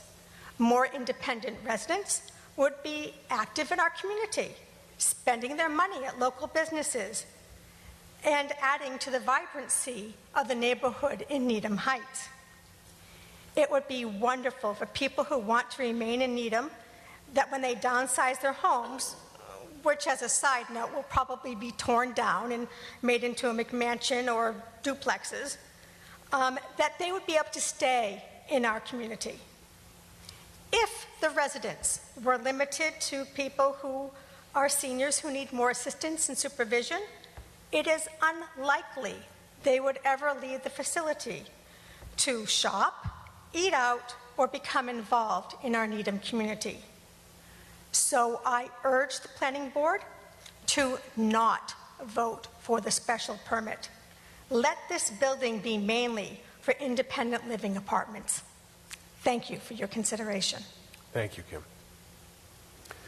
The next hand that I see online is from Oscar Mertz. Oscar, we're going to bring you over. If you could state your name and address for the record, that will be helpful. We'll give you a moment to repopulate.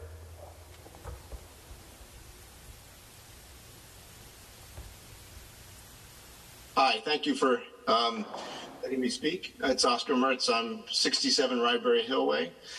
I agree with the previous comments about the fact that we should be very mindful of what the town was expecting to receive for this particular project. The independent living is an incredibly important and vital part of the program for many reasons.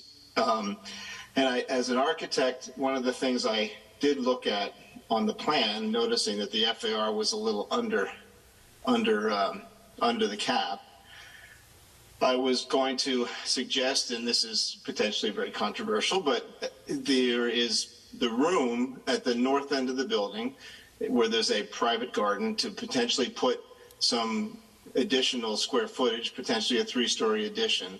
And the thought there is that you would get up to your FAR that's allowed. There's no coverage limit in the current zoning. And that this could be an opportunity for some independent living units on ground floor, and they're right adjacent to the park and adjacent to all the shops.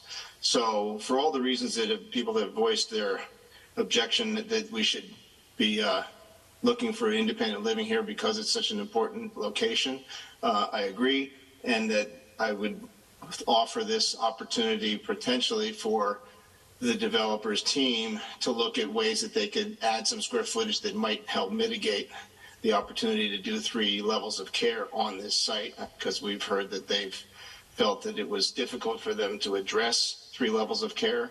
And so I think there's another question there as to exactly what it would be interesting to understand from the proponent what it is that they're explained to us, how it is that they do not think that they could deliver 3 levels of care currently, or if there would be an additional square footage allowance to get them to the max FAR, if that would help to make that more possible. But I do think we should not support the special permit unless there's independent living on this site. It's an incredibly important site, dynamic for this part of town, for all the reasons that have been spoken.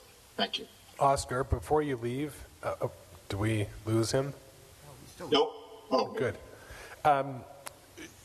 It was hard. I could not initially hear what you said. It sounded like you, in your own expertise, saw an opportunity to, within the special permit parameter,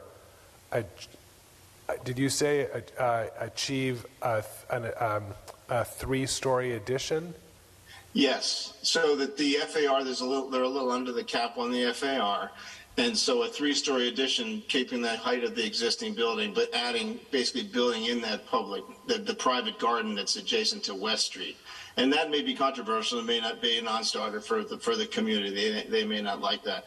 But I was thinking this could be an opportunity to get to the maximum FAR and provide some active ground floor uses that are adjacent to downtown, the heights. And, you can get 4 units probably per floor, maybe more. And those could have direct walk-up access and be quite an active street front for independent living. So I was offering that as an opportunity to the proponent, and obviously to negotiate with the town and the community to see if that would be something acceptable. But it might be an opportunity to make the program more manageable for 3 levels of care. Mr. Chair, may I ask Mr. Mercer a clarifying question? Yes. From your experience of sketching something like that out, approximately how many units, I have 2 questions, approximately how many additional units would be possible in that 3-story addition? And would the square footage still stay within the required floor area ratio for the site? Yeah, I think that it depends on the average size of the units, but I think you could get somewhere between 4 and 5 units per level. So you might be getting another 12 to 15 units on 3 levels, and that square footage should get you up to that FAR, the maximum FAR allowed on the site. So up to the FAR, but not exceeding it. Right. Thank you. Mr. Chairman, I'm confused as to why Mr. Mertz is proposing this. Why do you feel it is appropriate to or desirable? Why do you feel that it's desirable to add another 16 units to this building?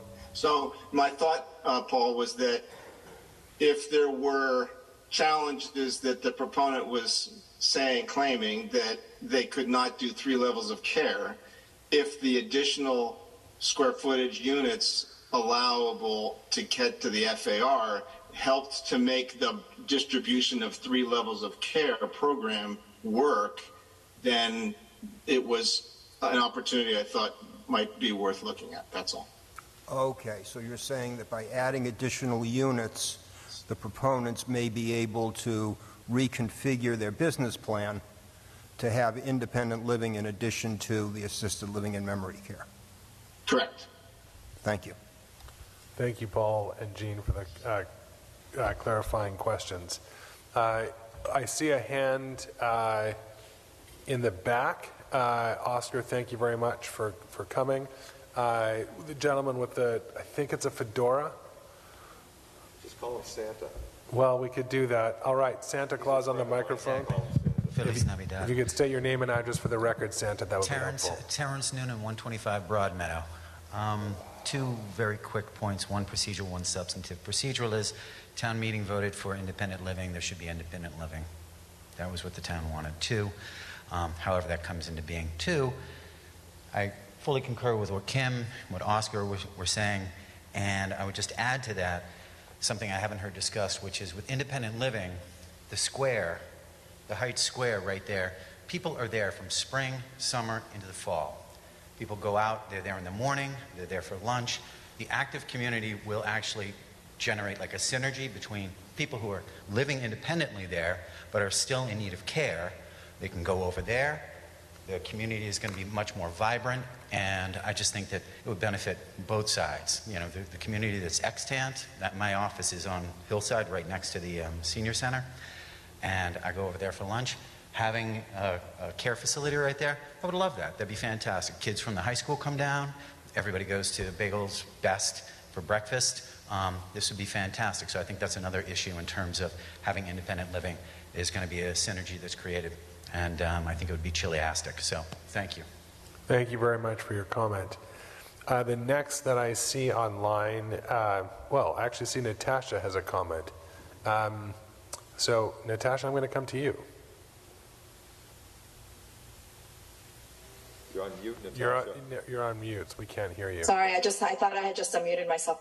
I guess I have a question regarding the lack of independent living units.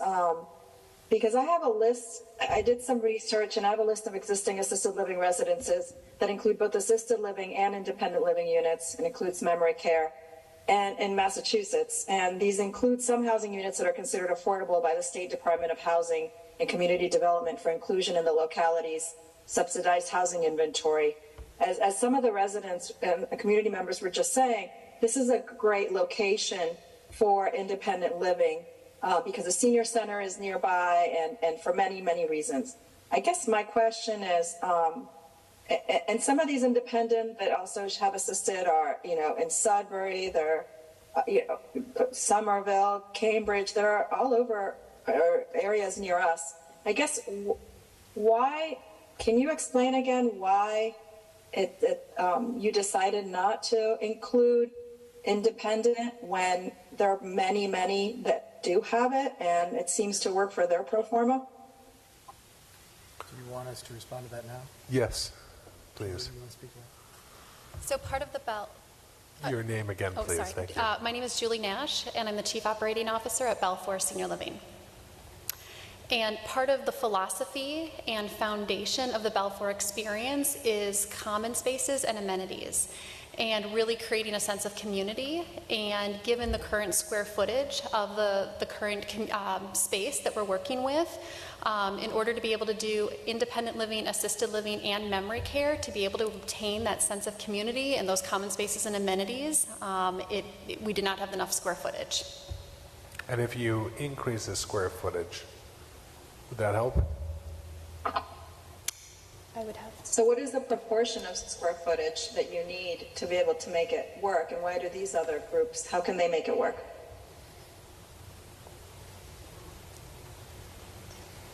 Well, respectfully, to Mr. Mertz's presentation, his comments, coming up with 15 units and creating an IL portion of the building at 15 units, you know, where's the dining room? Where's their common area and amenity spaces?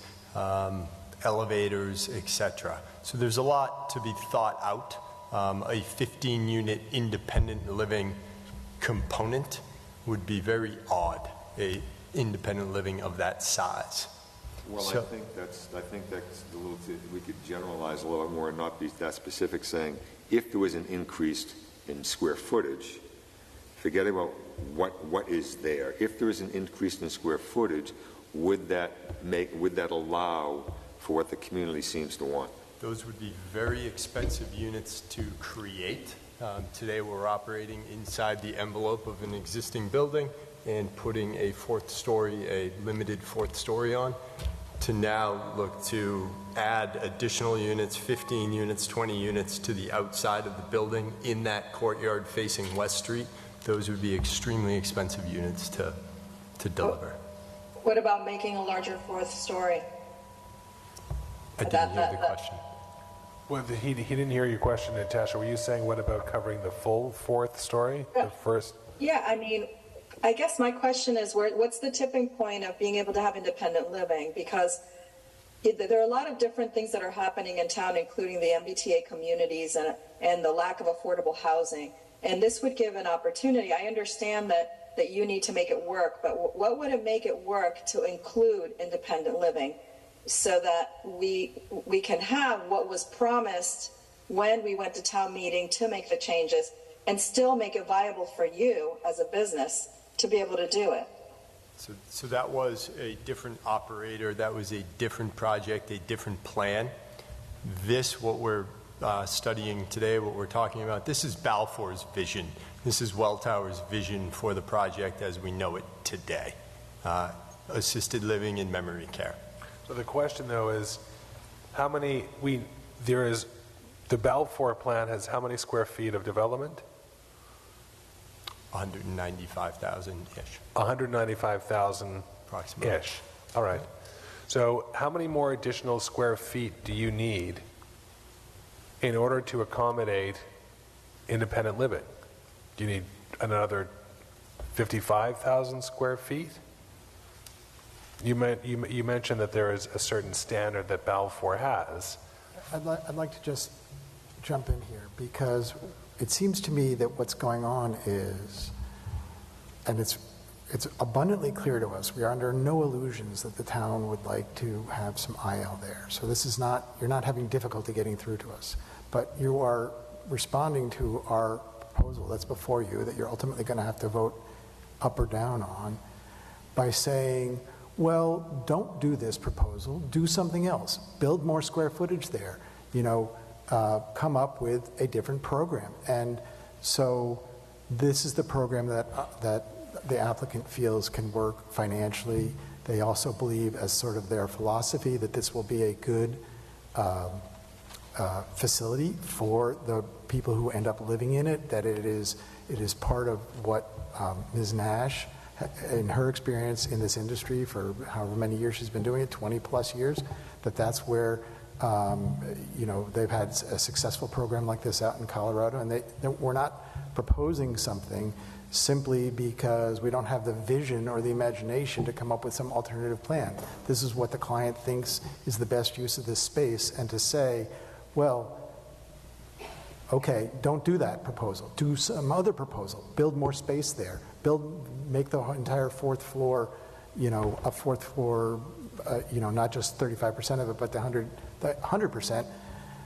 There's an infinite range of potential possibilities of something you could do with the space. Knock the building down and put a half IL and half AL there. There's no shortage of ways that you could, in theory, create IL on this space, but that's not the proposal before you. And to say, well, how many more square feet would you need?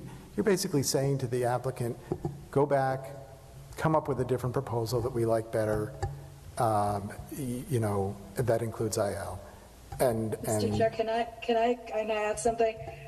I guess my question is, what I heard last time was that it wasn't really viable financially to do it, and that even though that there is a new company, and I completely understand all of that, we have to also listen to the community, who we're struggling to find any affordable housing in town and any independent housing in town. And we have very few lots or spaces that would be advantageous for it, and this being one of them. So what we're trying to ask is, if we heard that the reason you're not doing it was because typically you don't do it this way, but also because it's not viable, what would make it viable? And I think we owe it to the community to say, you had a different project. We know it's a completely different project, but what would it take to come to a compromise with the community to instead of, I know that there's a financial discussion, but there's really no room for this. So, in the community as easily as you would imagine. So I'm just bringing it up. It's like, if other places can make it, and I have a list of 50 of them, what would it take to do it here? And I'm not saying you have to do it. I'm just saying I really want to hear why you're not doing it if it's available in other locations besides besides not being part of your current mission. Julie, do you want to comment to that? Again, this is Julie Nash from Balfour Senior Living, and thank you so much for that question. Balfour has been in operation for 22 years. I've been doing this for a little bit over 20, and I think Welltower is one of the largest senior living operators in the country. And this is what we sat down and studied in the market, but also that we're seeing in the industry for senior living. And it's something that personally I'm very passionate about, and I think both organizations are very passionate about, in what we see as the future of senior living and the way and the manner in which seniors will receive services, and the best way to do that to gracefully allow them to age in place. As an operator who has done this both for my family personally, but also professionally, it is heartbreaking to watch people who are healthy and vibrant individuals have an acute episode and have to physically move from their emotional and social network and to a new place to receive those care and services. And so this is truly what we believe to be the future model of senior living, and what we believe is really the best way for seniors to age gracefully and vibrantly. One thing that I understand you're saying that's the future, and that's, of all your professional expertise, wisdom, and skill as COO of the operation, that's where the industry is heading. The problem that I have with that logic, with all due respect, however, is that your brand new building in Brookline doesn't follow that model, does it? Correct. That is correct. I think the other important piece of the story is that I joined Balfour originally as the executive director of one of our communities in Colorado. And our CEO, looked me in the eye and said, what is the future? What does your crystal ball show? And the first email he ever sent to me was, do not rest on your laurels. Balfour had been a very successful organization for 22 years, or 20 plus years, and he said, what does the future look like? I met with him and we worked on the model for Balfour Senior Living in Longmont, and this is what I did personally and professionally is what I saw was the right thing, and it's been a very successful model. But the conflict that I have is that's not the model of your newest facility in Brookline, is it? But that was already in the works and approved, and you can't go back and change that. This is what we believe is the future. That was approved, but not that long ago, because you're not in under construction. Mr. Chair, I think we're going around in a circle that we shouldn't be going in. Yes, understood. Okay. I'd like to get some clarity on this, though, and, I hate to agree with Mr. Huber, but I'm going to agree with Mr. Huber. We have to deal with the permit application that's in front of us. Yes. And we can impose some limitations, but to ask the applicant to go back to the drawing board and start at square one to sharpen their pencils is I think beyond the ability of this board. But just for clarity, I just looked at the vote, the zoning amendment for the overlay district, and the FAR is 1.1. Do you happen to remember what the FAR is that currently exists for this proposal? For this proposal. which is basically the current building. I think it's like 1.01. Yeah, so it's very slightly over close. one. It's very close. Yes. Yeah, so, adding Mr. Mercer's proposal, which looks like it just, it's a drop in the bucket. But as I said, we have to deal with the proposal in front of us. If we want to insist that this have an independent living component, I believe that what this board can do is deny this permit. That's as far as we can go, but that's what we can do. And we're either going to accept this permit, vote for this permit, have some regulations that, like we usually do, and have some requirements, or we vote it down. Okay. I think, Understood. that's, so to keep going about trying to convince them to add assisted living, independent living at this time, I think is a waste of our time. And we should move on from that point. Understood. Thank you. We have several members here in the room, and it looks like we have 3 people on Zoom that would like to speak. I'm going to take the woman in the very back.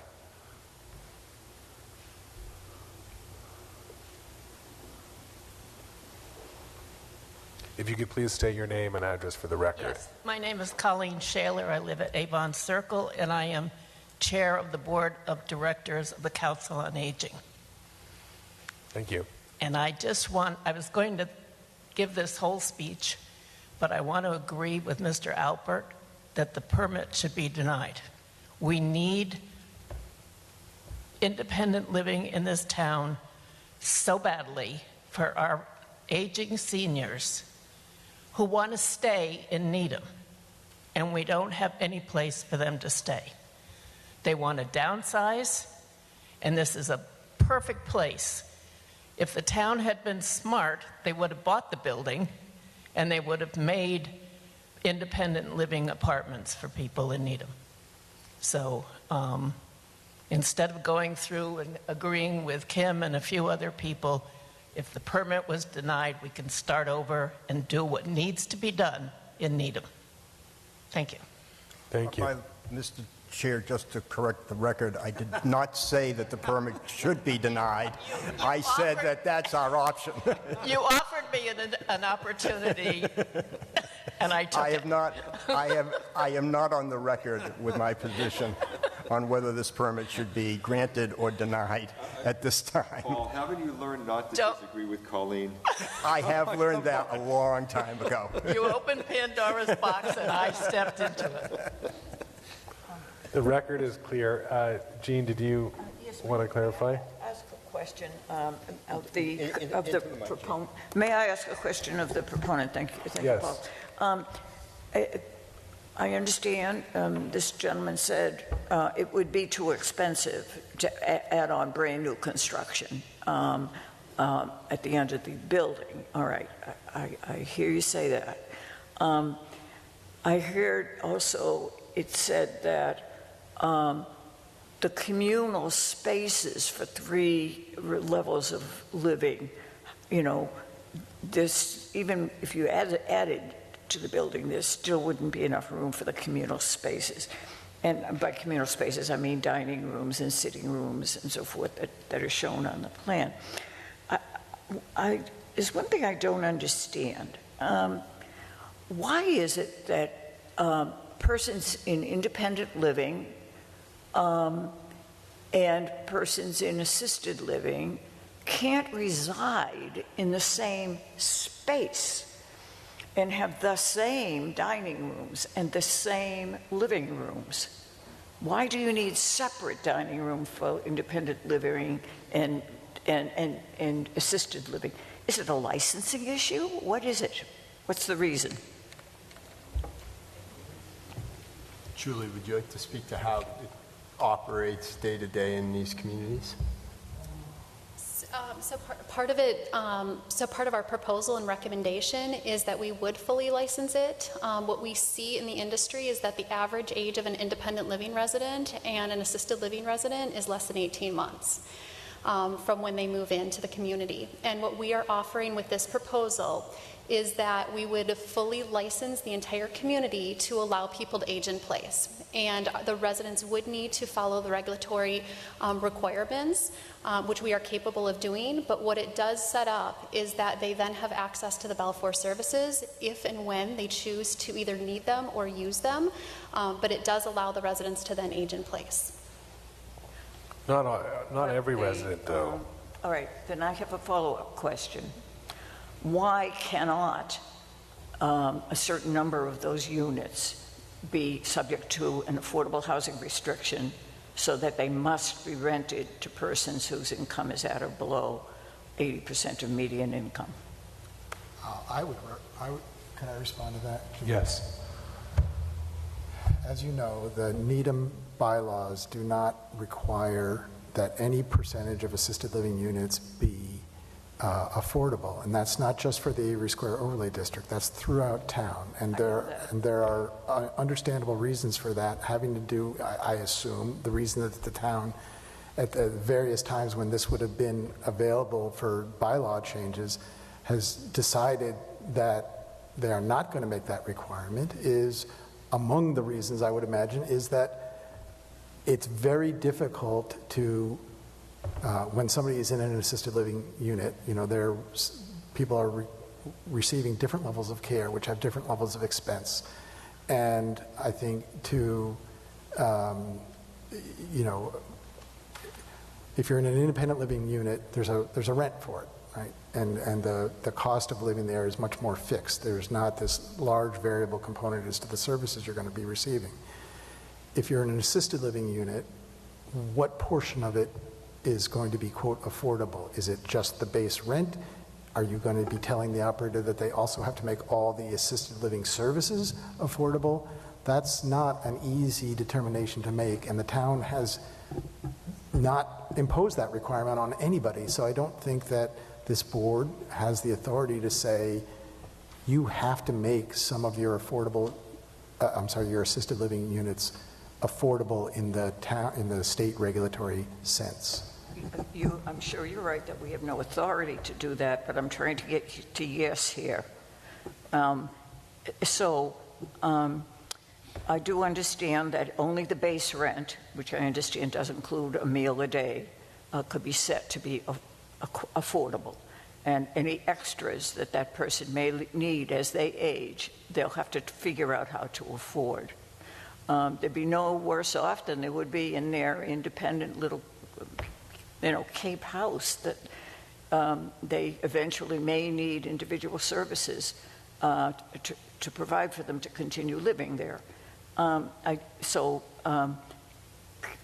think there was a discussion at our last hearing. Paul Alpert was sort of multiplying what you said about, 1/3 of the units, the people come in and they really don't need the assisted living. 1/3. We take the 1/3 and you multiply that by 12.5 and you come up with 5 units. Yes. There's a nice compromise. You have 5 units. The base rent is set to be affordable to... Don't give me too much credit. I think it was Adam. Oh, did I see you? Yes. I misspoke. I did know it was Adam. I'm very sorry. I'm going to need assisted living myself pretty soon. But the concept is you just provide for people to live there at an affordable rent, and that doesn't address every issue that's raised here, because people are talking about a large number of independent living people would be going and shopping in the stores and enjoying all the services. That wouldn't necessarily happen. It would still be assisted living. It wouldn't be independent living, but at least you'd have some of the units being affordable, and the base rent would be affordable. So that's what I'm throwing out on the table. Do we have some, Mr. Chair, we can go around, maybe soon get back out to the public as opposed to going back and forth from the developer. Yeah. But I think Gene is looking for an answer to that question, right? Well, since I don't think this is a new idea to the proponents, have you prepared a response to that proposal? Well, no, it's not a new idea. I mean, you've certainly raised that in the past, and we had, because of some of the uncertainties that I had mentioned before about trying to make an assisted living unit affordable, and because you then are setting up a situation in which somebody who is in an affordable unit, presumably because they are of much more modest means, and now they're in a situation where they're living in this assisted living unit, but they need assisted living services, they can't afford them. This creates a very difficult situation. These are among the reasons that we were trying to address this and the town's very apparent unhappiness with the absence of affordable units by making the contribution that we've negotiated with the select board. That was intended as a way of ameliorating this concern that you've got. I mean, you know, it seems to me that if the town wanted to use that fairly substantial contribution to the Affordable Housing Trust Fund to help, you know, residents who needed it pay for some of these units, it could be used for that purpose. I don't know what the Affordable Housing Trust Fund, how they decide how to spend their money, but it's a meaningful amount of money, and that was how we arrived at that number, you know, with a back and forth with the select board. But we're not ignoring your concern. We were trying to address it in a different way. Okay, so that's your answer. That's your answer, all right? I understand now that you're not interested in pursuing that idea. I'm very sorry to hear that. I think it's a workable idea. I'd now like to call on Henry Reagan online. If we're, Alex, able to bring over Henry to participant. I saw some other hands up in the room. We will come to you, but at this time I'd like to call on Henry. And Henry, if you could state your name and address for the record, please, that would be helpful.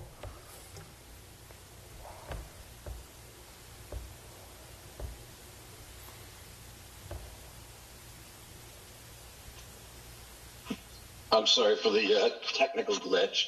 Forgive me. I do want to first of all say kudos to the chairman for his opening statement. It's not often that you hear anyone on any board or in the public admit to a mistake, and I give you credit for doing that, Adam. Thank you very much. You're welcome. I don't want to repeat the comments that have already been made, but I do want to associate myself, particularly with the comments by Mr. Goldberg and Ms. Nichols. By the way, Henry Reagan, 25 Bennington Street. I would associate with the comments that they made. I do want to bring up, I have attended by Zoom a couple of meetings of the housing working group that Gene and Natasha co-chair.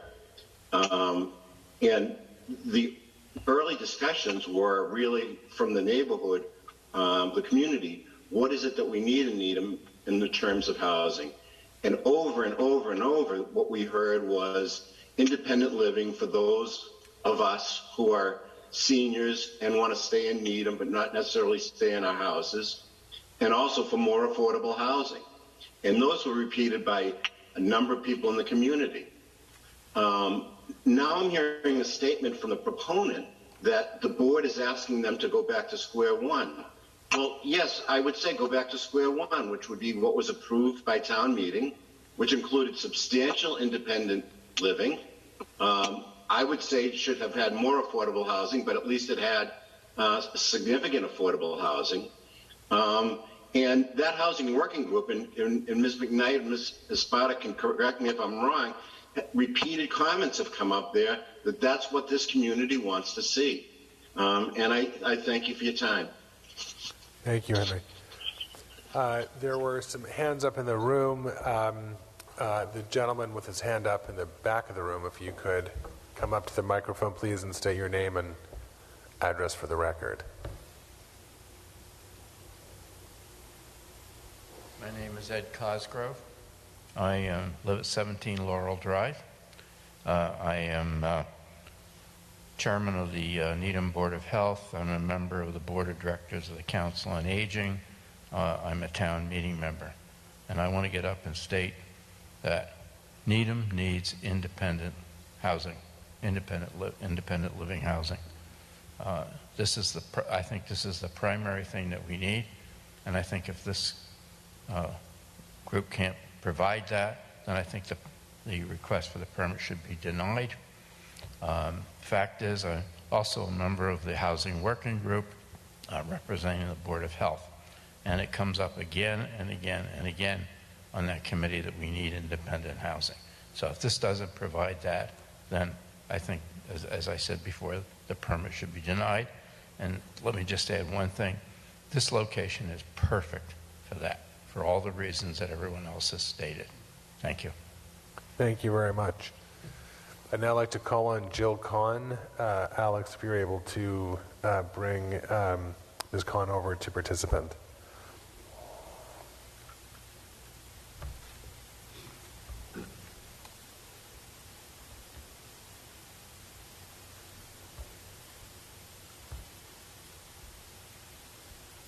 Hi, can you hear me?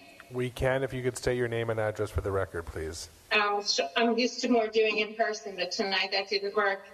I'm Jill Kahn. I live at 44 Brookline Street in Needham, and I'm a 25-year town meeting member. I'm also a 12-year committee person on the Property Tax Assistance for the Elderly and Disabled Committee. I'm very familiar with the situation of seniors in town. I'm a 32-year resident of the town of Needham, and I can tell you that when the League of Women Voters, for the first time ever, this past election, sent out a questionnaire to all the candidates for town meeting, asking us what were our top priorities. Well, actually, it wasn't one of the first times. And then the League of Women Voters put this into a word collage, which was very, very cool. That was a first for them. And the word affordable, 2 words, affordable housing, came up over and over. So if you take a look, and I asked the board to go and look at that word collage, maybe the planning board remembers the word collage. Affordable housing, affordable housing, affordable housing was all over. There were also mentions of equality and of a few other themes that came up over and over again. I'm not sure the number of people on your board, on the planning board, that need to vote this down in order for it to be voted down, but I have a feeling it may be 2 that need to vote it down. I'm going to ask you, Mr. Chair, if you would confirm what is the number of planning board. A special permit requires a vote of 4 out of 5 members if they're all present. I think it's actually 4 out of 5. To approve it. That's what I thought. So, that being said, even if I'm a 25-year town meeting member, I may need sometimes that to be confirmed, my understanding of special permits and such. So I'm going to ask of you 5 people that we voted into office with our trust to do the right thing for the town. You've heard each of the other speakers, so I don't need to repeat all the reasons that each of the speakers have said, but I'm going to just confirm that affordable housing is what Needham is begging for, not just for seniors, but for many people in Needham need affordable housing. The average home price is about $1.18 million in Needham. Maybe it's higher now, but as of some months ago. So in order for somebody to buy a home in Needham, they've got to be able to afford nowadays $1.2, $1.3 million. We don't have condos that are affordable. Condos start at $1.2 million. We need affordable housing. And I'm going to ask this 5-member board that at least 2 of you do the right thing tonight and deny this permit, because all I'm hearing from the attorney for Balfour and from the COO of Balfour is, this is what's in Balfour's interest. This is what we do. This is how we operate, and this is what we need to do to make money. And this is what our business model is. And I've heard that said now for the last 45 minutes. But I'm going to ask you as a citizen, as a town meeting member, as an involved, caring volunteer in the town in many capacities, I'm going to ask you, actually I'm going to beg you to do the right thing and vote this permit down. Thank you. Thank you, Jill. You're welcome. There were other comments. Yeah, the gentleman, I saw this other gentleman first. Maggie, I see your hand now. I will come to you and to this gentleman as well, but I saw your hand first. Yes. You come and state your name and address for the board. That would be helpful. Hi, good evening. My name is Joe Abruzzi. I'm at Bridle Trail Road here in Needham. I agree with a lot of my fellow neighbors and fellow town meeting members on the commentary about the need for independent living.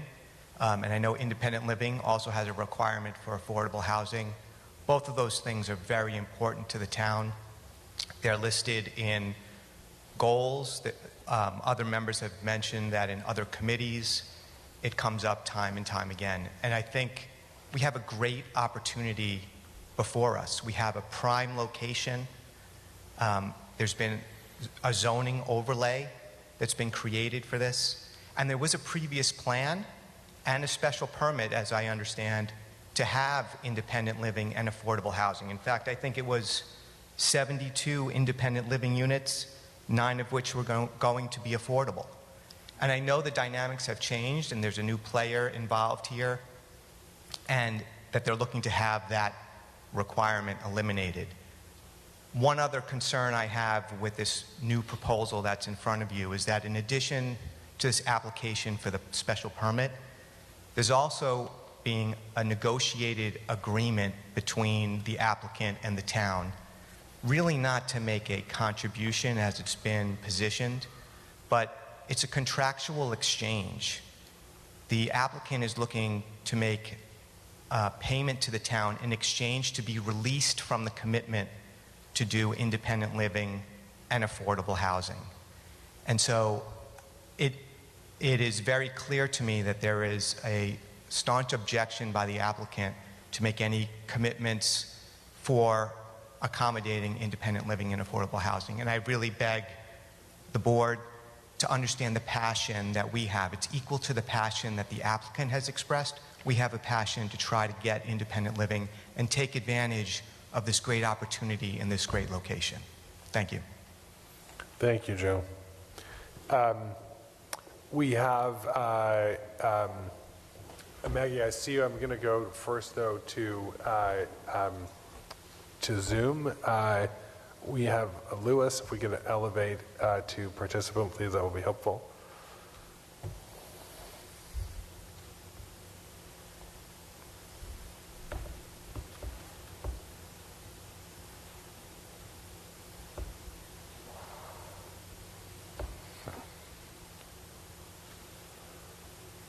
Hello, how are you? Lou Wolfson, 29 Semino Road, Needham. I'm not going to reiterate a lot of what everyone else has said about the location for independent living or affordable housing. What I'm going to say is Balfour would love nothing more than to do 3 levels of care and not listen to us all. Unfortunately, they have a building there that is impossible to put 3 levels of care in. I feel even the 2 levels of care they're going to do doesn't lay out very well.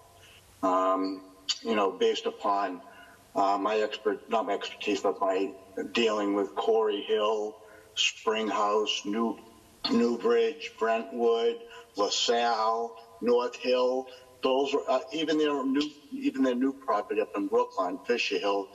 They're all ground-up developments. To add, I don't care if you had 200,000 square feet to this location, the existing building doesn't set up very well. My question to Balfour is that, correct me if I'm wrong, I did hear that all of the units that they were going to have full kitchens in them, which to me does not fit the model for assisted living or memory care units, but it sets up for independent living. You know, I'd also like to know from Balfour, a lot of people that haven't been through the process, when they hear the word assisted living, think that the people and the meals are taken care of, what percentage of the people have to bring in outside help to, be a self-advocate for their elderly parents or themselves? So those are my questions. There's no question the building's horrible the way it sets up. I think with the independent kitchens that they've set up for assisted housing, it sets up for independent living, not assisted or the memory care. Thank you. Thank you, Lou. I'm going to ask Maggie. I'll come to the gentleman in the room after, but Maggie, if you could come to the microphone and state your name and address for the record, please. Thank you. Hi, it's Maggie Abruzzi, 30 Bridal Trail. The Planning Board is charged with broad statutory responsibilities to guide the physical growth and development of Needham in a coordinated and comprehensive manner. That's from the Planning Board website. The Planning Board has broad discretionary powers in order to allow it to be the guiding force, not developers and owners. It is the Planning Board that has Needham's interests at heart and whose jobs it is to protect that interest. The property owners here came to this board a few years ago to ask for a zoning change for 100 West Street. They wanted to be granted relief from zoning requirements regarding the FAR, height restrictions, and other dimensional requirements for a specific project, the residence at Carter Mills, that included independent living, assisted living, and memory care. Attorney Huber proposed the language for a zoning amendment that would create the Avery Square Overlay District in order to allow that project at 100 West Street. The proponents presented to the Planning Board, the Select Board, the Finance Committee, neighborhood associations, and others to convince them that Needham would benefit from changing the zoning to accommodate this project. In their presentation, they specifically represented the following benefits to Needham.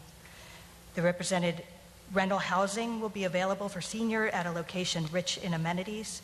New residents will be able to walk to grocery stores, restaurants, commuter rail stations, senior center, the library, and area businesses. The building will be refurbished and upgraded for a range of high-quality senior housing options. 72 independent living apartments, 83 assisted living apartments will allow residents to age in place. Included are 9 affordable independent living apartments, 6 targeted for Needham local preference. They said it would be a new housing option for seniors who want to sell their home in Needham and remain in town in a walkable, vital neighborhood.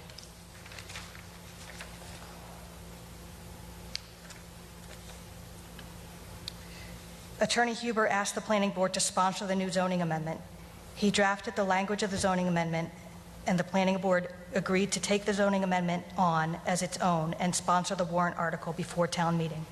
The Planning Board looked at the language of the zoning amendment, and understood it to mean that it was giving special zoning privileges, increased FAR, the ability to build a 4th floor, etc., for projects that had independent living, assisted living, and memory care, and that a special permit would be required to be obtained in order for a project to take advantage of these privileges instead of having to follow the restrictions of the underlying zoning, which would otherwise apply.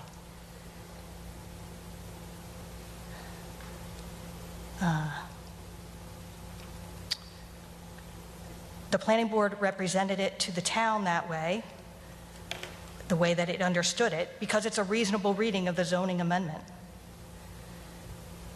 It is only now that Attorney Huber alleges that the bylaw means something different. 100 West Street got the zoning change based on the representations. They obtained a special permit for the residents at Carter Mills, which does have independent living, affordable housing, assisted living, and memory care. So it is possible to do. That special permit is still in effect. It could still be built. A project could still be built under that special permit. They're just asking if they can do this other project instead, and the answer should be no.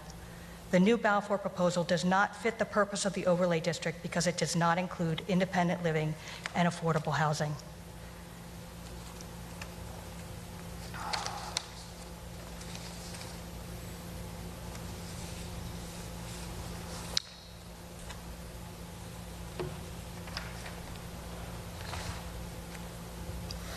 Don't know where the rest of my notes went, but I think you gathered from everyone else that the purpose was independent living and affordable housing. Additionally, the bylaw has a second stated purpose to promote a vibrant, walkable area in the overlay district. This purpose isn't met by this proposal either. Assisted living and memory care alone does not promote a vibrant, walkable area. The facility has all the amenities. Its goal is to provide everything that the residents would need right in the building. It even has a car service for its residents in recognition of the fact that its residents are not going to be taking advantage of the walkable amenities.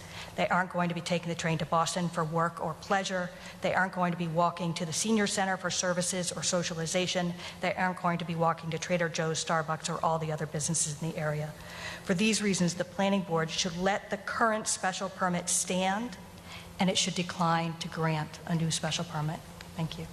Thank you, Maggie. At this time, I'm asking for a motion to recess for 5 minutes. So moved. Second? We have a motion and a second. Any discussion? But we're coming back to the same. We're coming back in 5 minutes. The time is now 9:37. We'll return 9:38. After the vote, we'll return. But Artie, we need the vote first. No discussion. I appreciate the stretch. I'll come to the vote. Paul Alpert. Aye. Artie Crocker. Aye. Natasha Spada. Aye. And Jean McKnight. Aye. The chair votes aye. We're recessed for 5 minutes. We'll reconvene at 9:43. Thank you.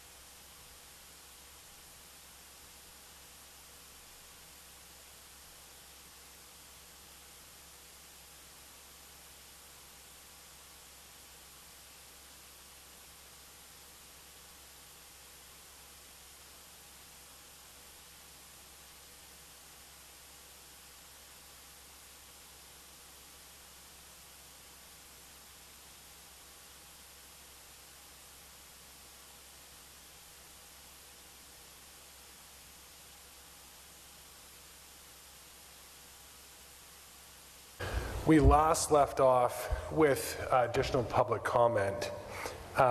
We had from Maggie Abruzzi's, there were 2 hands in the room. I see one of them now, but I'll come to both.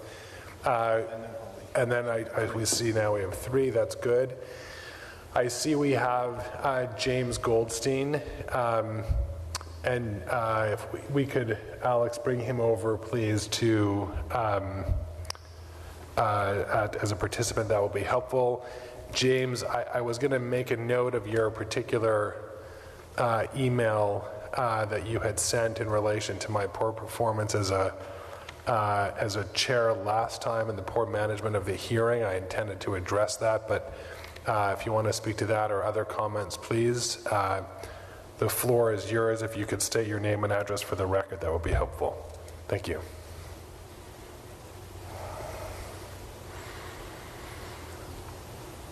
Okay, I'm sorry. I was muted for a moment.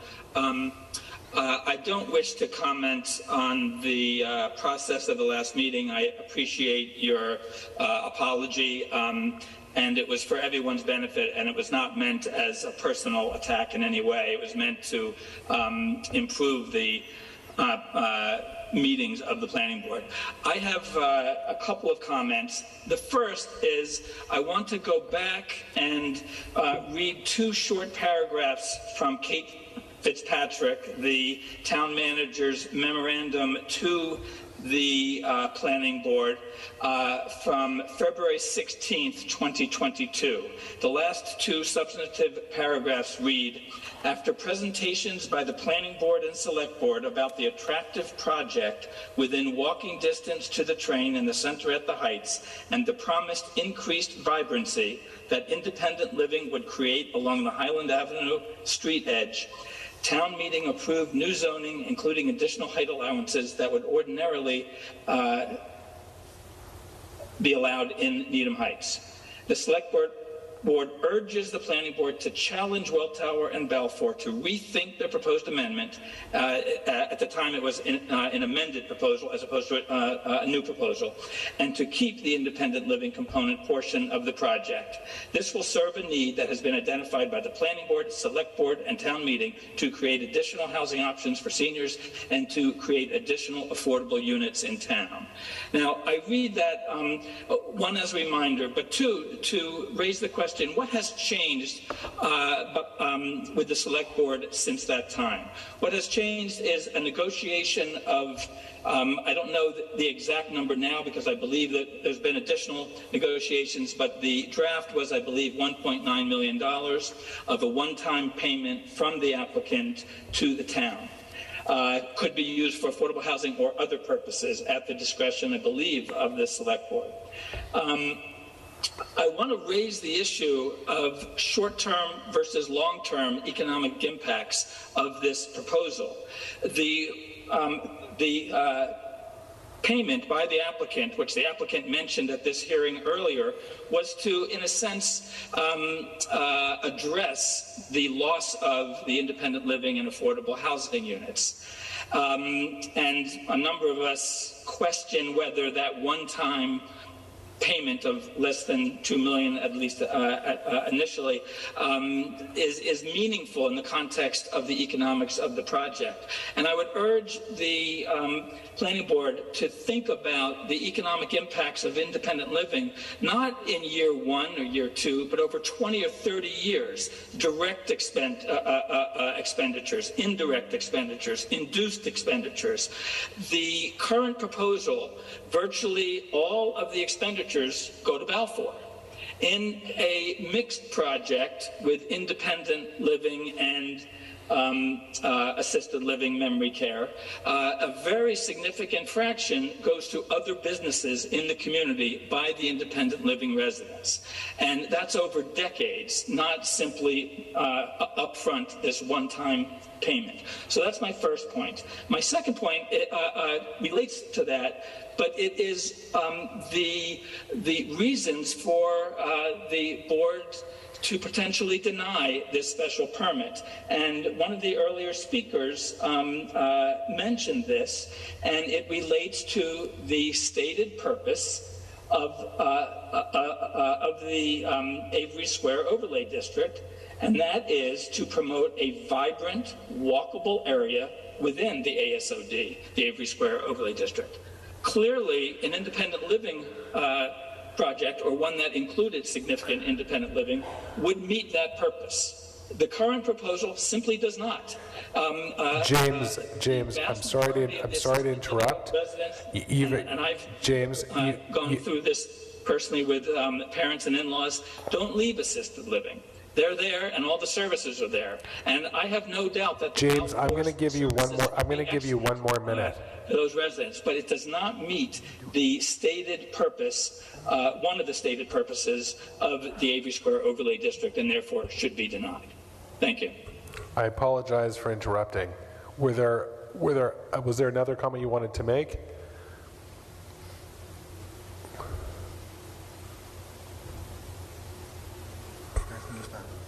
James, were you finished?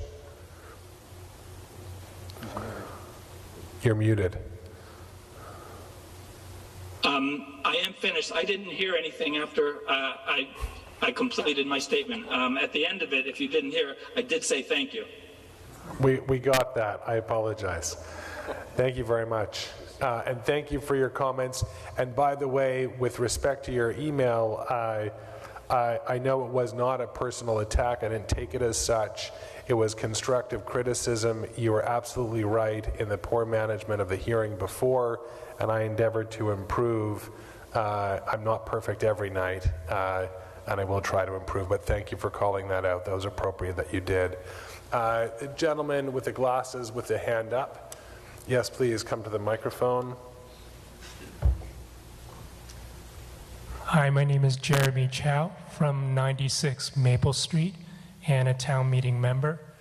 And I just want to simply state my support for the will of town meeting to insist that we include independent living in this project.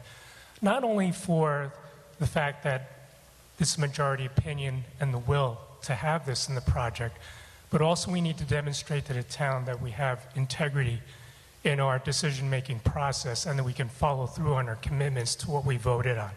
So I just wanted to state that as my comment. Thank you. Thank you. At this time, I don't see other hands up online, but I do note that we have hands in the room. I'm going to come to this gentleman first, and then Holly will come to you after. You could please come to the microphone with your name and address. Sure. Thank you. My name is Lars Onyem. I live at 56 Meadowbrook Road. I submitted a letter to the board in mid-August, but didn't see it in the agenda packet today, so if my comments are duplicative, I apologize, but just wanted to get some comments across. I support the proposal that's before the board. In my family, we have 3 parents that are still with us, thankfully. One currently living at Chestnut Hill across from the hospital, and one of whom was on the precipice of needing memory care. We're frankly scrambling to find memory care right now for that individual, and the other 2 are on the edge of needing assisted living soon. Having more local access to assisted living and memory care services would be a tremendous positive for our family. Anyone who's involved in similar family dynamics is painfully aware of the scarcity and the costs for these services. More supply and meeting a pressing community and regional need is of utmost importance. At the same time, more options for our seniors will enable more single-family homes to become available for younger growing families such as my own. Another plus is the Carter Mill development will be rental housing. The financial commitment necessary to own a home with assisted living or memory care within an assisted living or memory care facility is out of reach for my family anyway. Service and support needs change quickly and dramatically at this stage of life, and having flexibility is tremendously important for everyone involved. The Carter building has sat underutilized for far too long, over 5 years. The property's proximity to the center of the Heights has been talked about tonight. Multiple shops and food establishments, Avery Square, the MBTA commuter rail stop, underscore the obvious reasons why the Carter building is a perfect location for future residents, which, might I add, it's not just the people who are needing the assisted living or memory care. For example, in my family, there's one person who needs help and another person who could walk across the country. And that person is going to be out shopping and going and exploring and being a part of the community. So it's not just the person who might be the one needing services. There's a spouse involved a lot of times. and is also valuable for the families friends that are visiting those people, as well as all the people that work there and having access to commuter rail. The Carter Mill proposal is the highest and best use of a significant existing building. It'd be good to have the property contributing more significantly to our tax base. The proposal may not be perfect, but is by far the best outcome we could hope for at that location.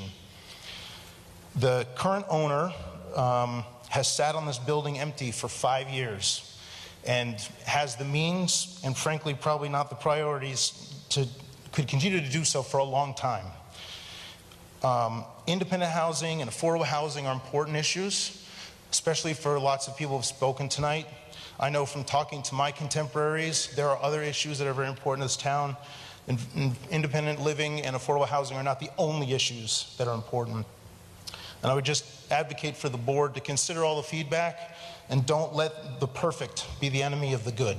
Thank you very much. Thank you, Lars. Holly, if you could please come to the microphone and say your name and address for the record. Hi, I'm Holly Clark. I live at 1652 Central Avenue. I am also a town meeting member, and I will echo a number of the comments that have been made before. When this proposal came to town meeting and the request to change the zoning bylaw, we were told it was for a specific project, and it was in exchange for that project that we agreed to allow this building to become denser, to give it the 4th floor.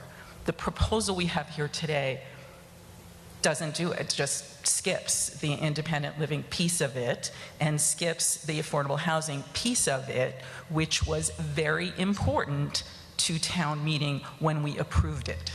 So if this proposal doesn't include that at all, I certainly wouldn't understand why the board would agree to let this property become denser than it is, because we're just not getting back what we promised. I think the comment earlier about the importance of integrity and importance of being trusting when we make these decisions that they will be backed up and they will be fought for is really important for this board. And secondly and separately, because I've just thought a lot about traffic over the last year or so, and I do have a question that I think the board should get more information about. This traffic study didn't talk about potential changes in the district. And with the MBTA community district and on the horizon, the possibility or the likelihood of having denser housing as of right in this district, that means there's going to be more traffic. And the roads are not going to change. And we know there's an extremely dangerous corner right there. So I think it's important to understand, on top of all of this, or aside from all of this, what the traffic implications are. And with a project like this, whether it be the first special permit that got passed or anything else, with a development like this, there are traffic mitigations that could be built into any permit. Things like having priorities for carpooling for employees, having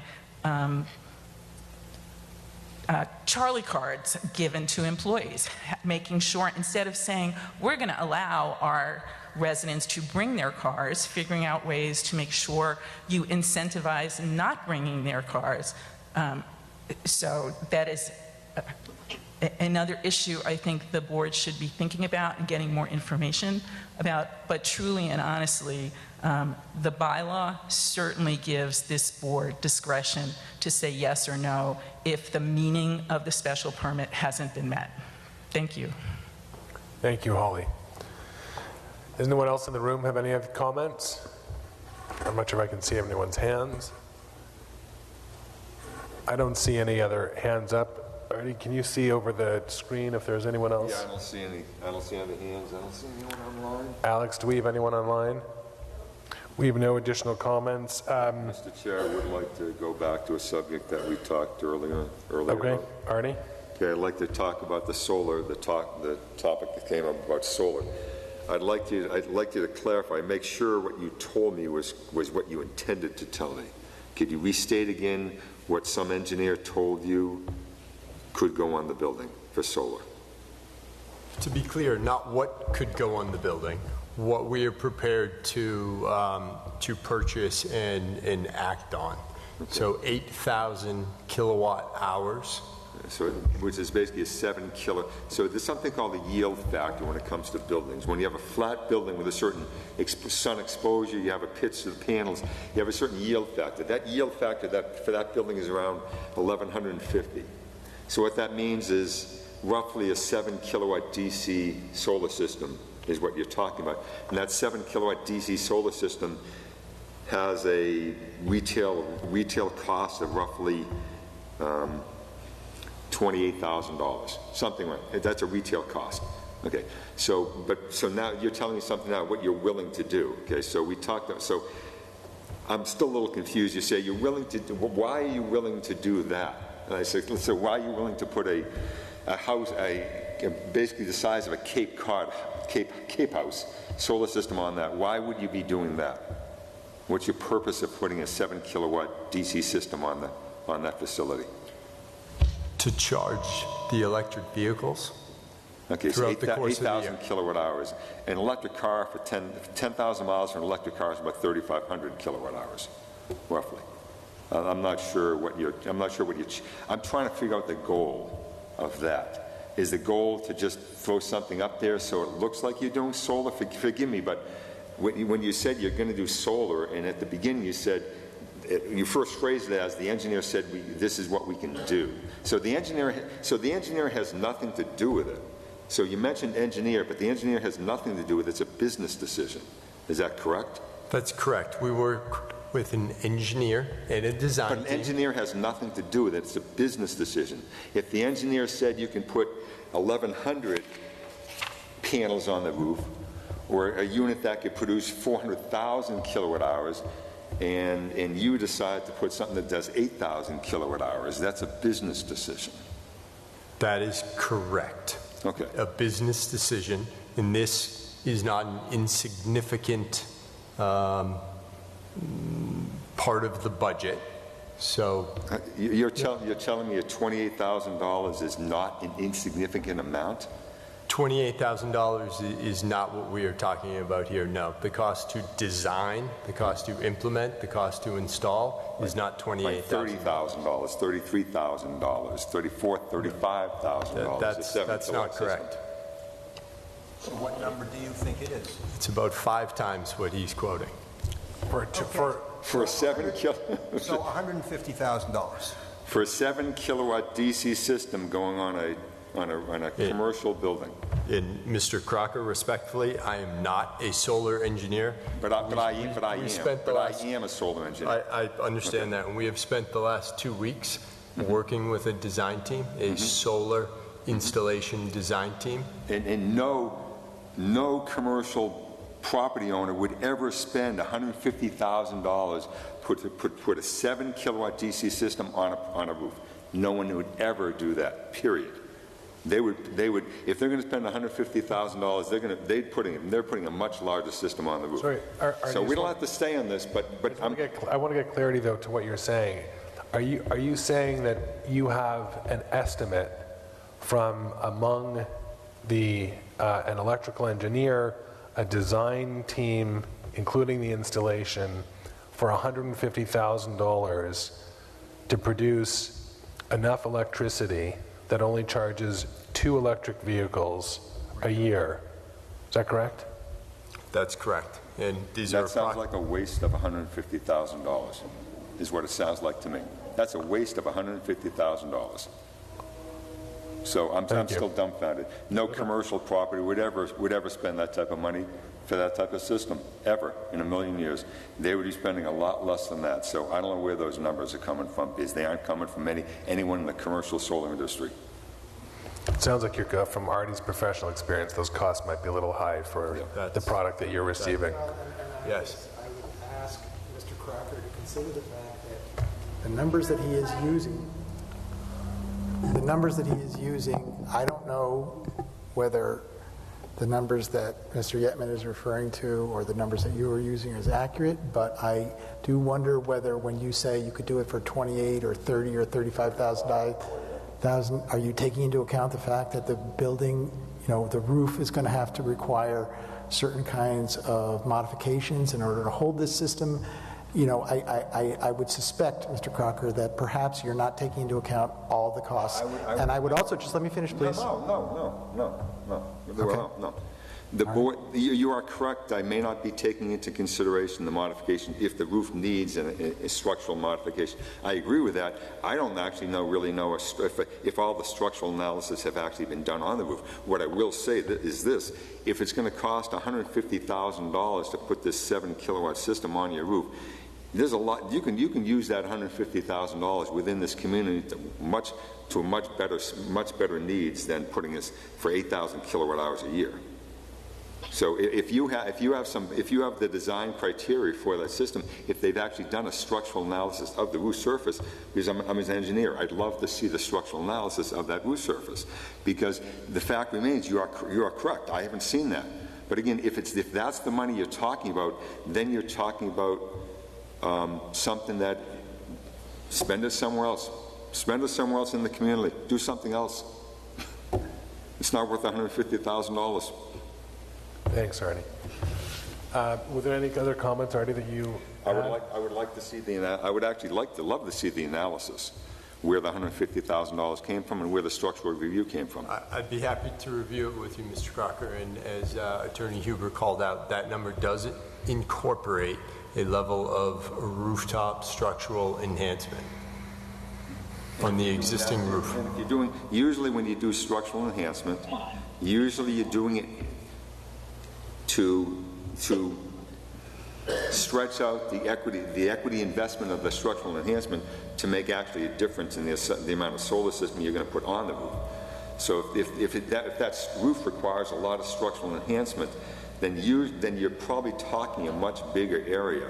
You're not talking an area 3 times the size of this table. Probably not. So I would love to see it, but again, if it literally is going to cost that type of money, spend it somewhere else. So, are there any other comments from the room? I don't see any other hands up. Lee, do we have anything outstanding other than the agreement between the applicant and the town through the select board? Other than that, is there any other item that's outstanding? I think you need to recognize the comments that you've received for this hearing, I think, as well as a letter comment that Alex had brought to your attention. So I've been in the hearing, so I'm just looking at my email now. I see an email, I think, from 9/51. There was a letter from James Goldstein. Is that what you're referring to? Yes, that needs to be recognized for the record, as well as the information that was in the packet. So I am going to note that we've received a number of comments from the public. I'll read those into the minutes now. I don't believe I've already done so. We have a note that we received from Kelly Engineering dated August 29 that responded to the planning board's question about, I think it was my question actually, but the planning board's question about whether the applicant intends to provide stormwater recharge on site, in which case the applicant has said they'll do it only and when it's required by the EPA, acknowledging that it's not required to be done so at this time. We also received public comments from Citizens Bank on Highland Avenue supporting the proposal. We received an email dated August 16 from Wendy Bloom seeking independent and affordable units. We received an email from Rob Giametti dated September 17th supporting the proposal. We received an email from the Village Club on September 17th supporting the proposal. We received an email from Paula Dickerman, Precinct J town meeting member, dated August 29, seeking independent housing units and affordable housing units.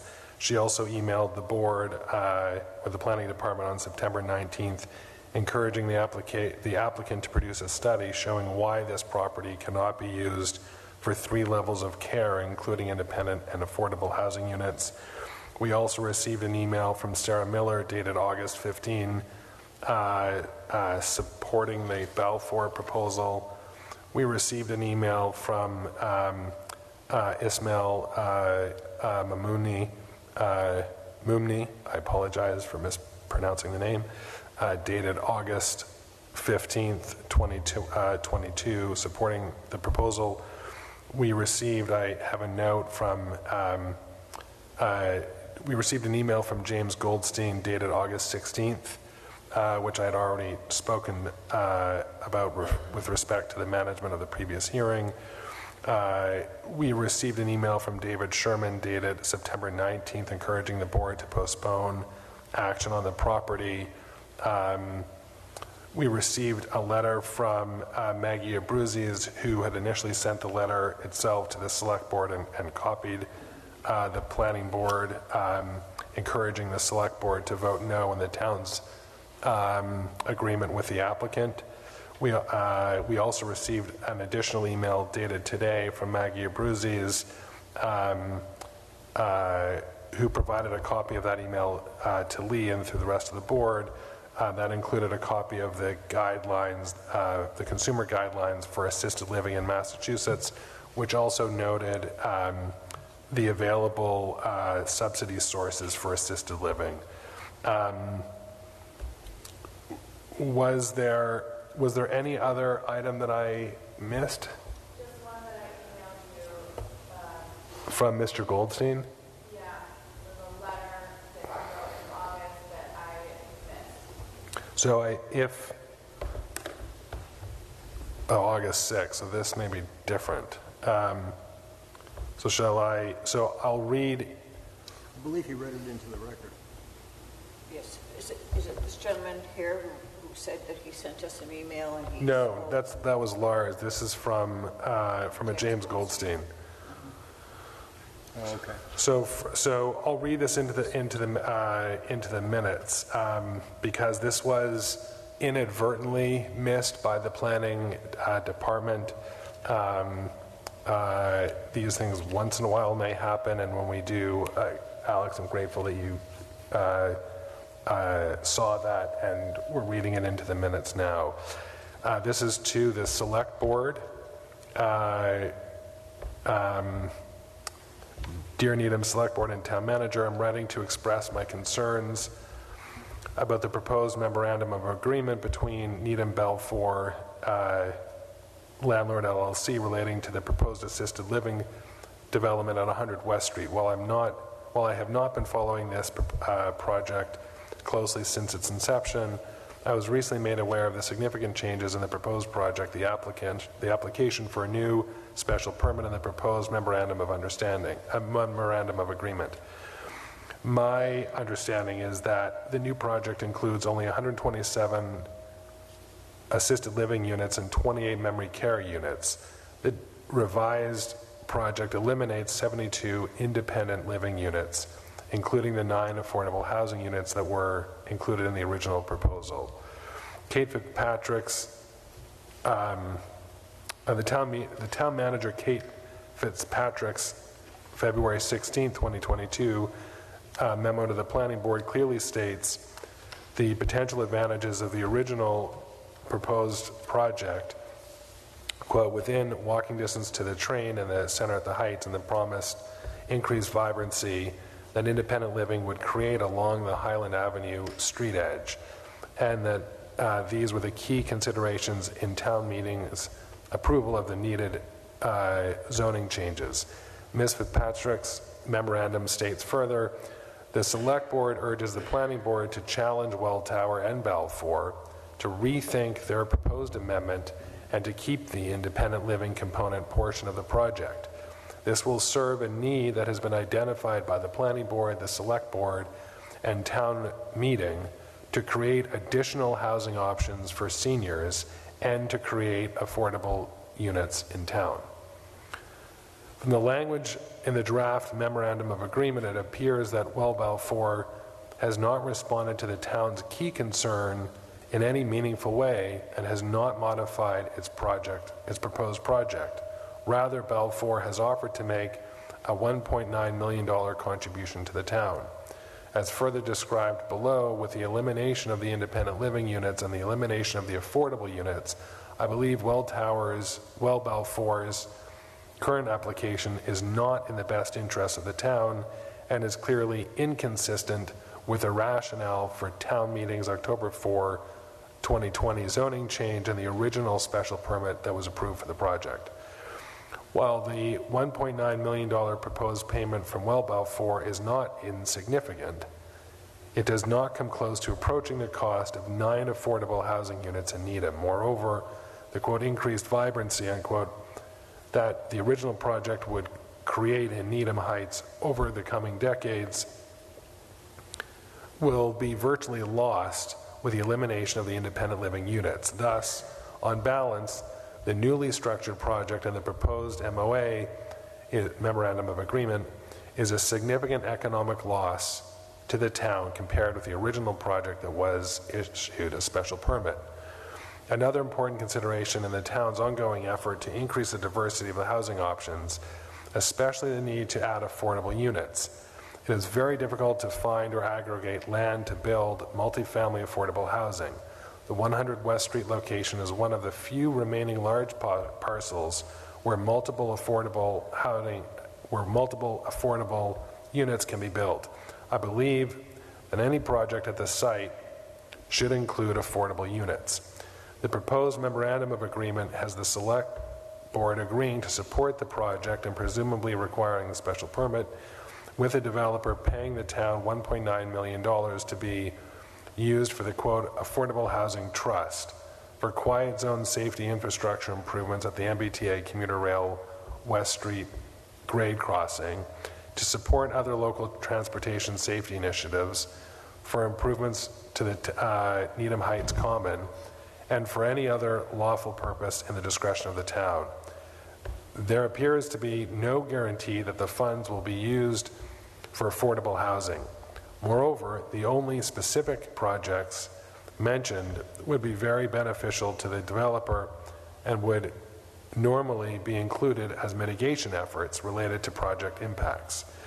In the event Well Balfour does receive the special permit and the select board signs the memorandum of agreement with the developer, I would urge the board to modify the language in the memorandum of agreement and direct 100% of any payment received from Well Balfour to the town's Affordable Housing Trust Fund. Note that the original approved project on 100 West Street would have created the 9 affordable units in the next 2 to 3 years, while the construction of new units, possibly with the support from the Affordable Housing Trust, is likely a much longer term effort. Finally, I understand that the Planning Board has scheduled a hearing at 100 West Street on the 100 West Street project for next week on August 16th, and the town's housing plan working group is scheduled to release a draft plan in October. Given the critical importance of these ongoing efforts, the Select Board's consideration for a memorandum of agreement for the project seems premature. I urge the Select Board to reject the proposed memorandum of agreement, or at least postpone a decision until after the completion of the Planning Board hearing on the project and there is greater opportunity for community impact. Sincerely, James Goldstein of 40 Coolidge Avenue. Alex, do we have any other comment that from any other members of the public that I missed? May I ask, did you list the memo from Wendy Blom? Yes. Oh, you did. Okay, thank you. I did.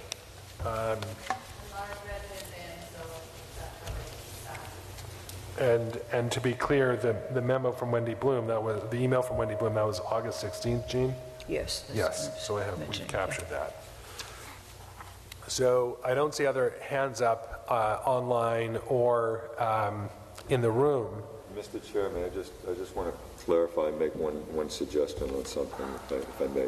Please. Related, now, just going back to solar, let's assume that because the fact remains the structure may not be adequate to support structure. That's a fact. It may not be adequate.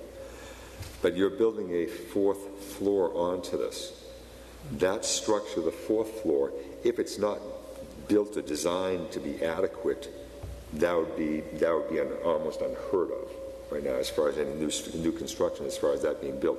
And if it would require something additional to support the solar panels, it would be fairly negligible as far as the whole cost to make that top of the 4th floor be able to support solar panels without any huge mitigation in the structure. So let's even if we go on the assumption that the current roof cannot support, because again it's possible, the new 4th floor could be made to support it with very little mitigation added to it.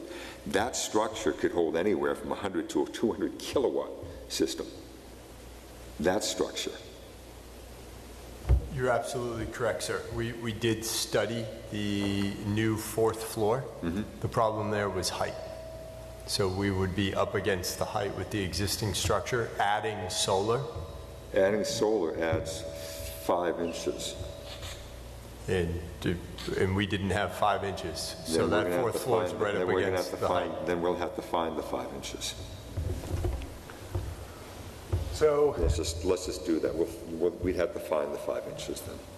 If that's what it takes to get 100 to a 200 kilowatt DC system on your roof, which is a far cry away from a 7 kilowatt system, then I would say find the 5 inches. And again, this was a business decision. There's a budget which we have to stay in and work around. Well, again, the one you stated has no environmental benefit to it. So if there's a much larger system within that budget we discussed, then we're happy to explore that as well. Well, then with that budget, you can put a 50 kilowatt system on that 4th floor then. Just find the 5 inches. thank you very much. So now we have, I think, one of 2 options in front of us. We're obviously not deliberating tonight on this matter, but we either take a motion to close the hearing, except for the agreement between the select board and the applicant, if such an agreement is reached, or to continue the hearing to a date certain. Do I have a motion to close the hearing?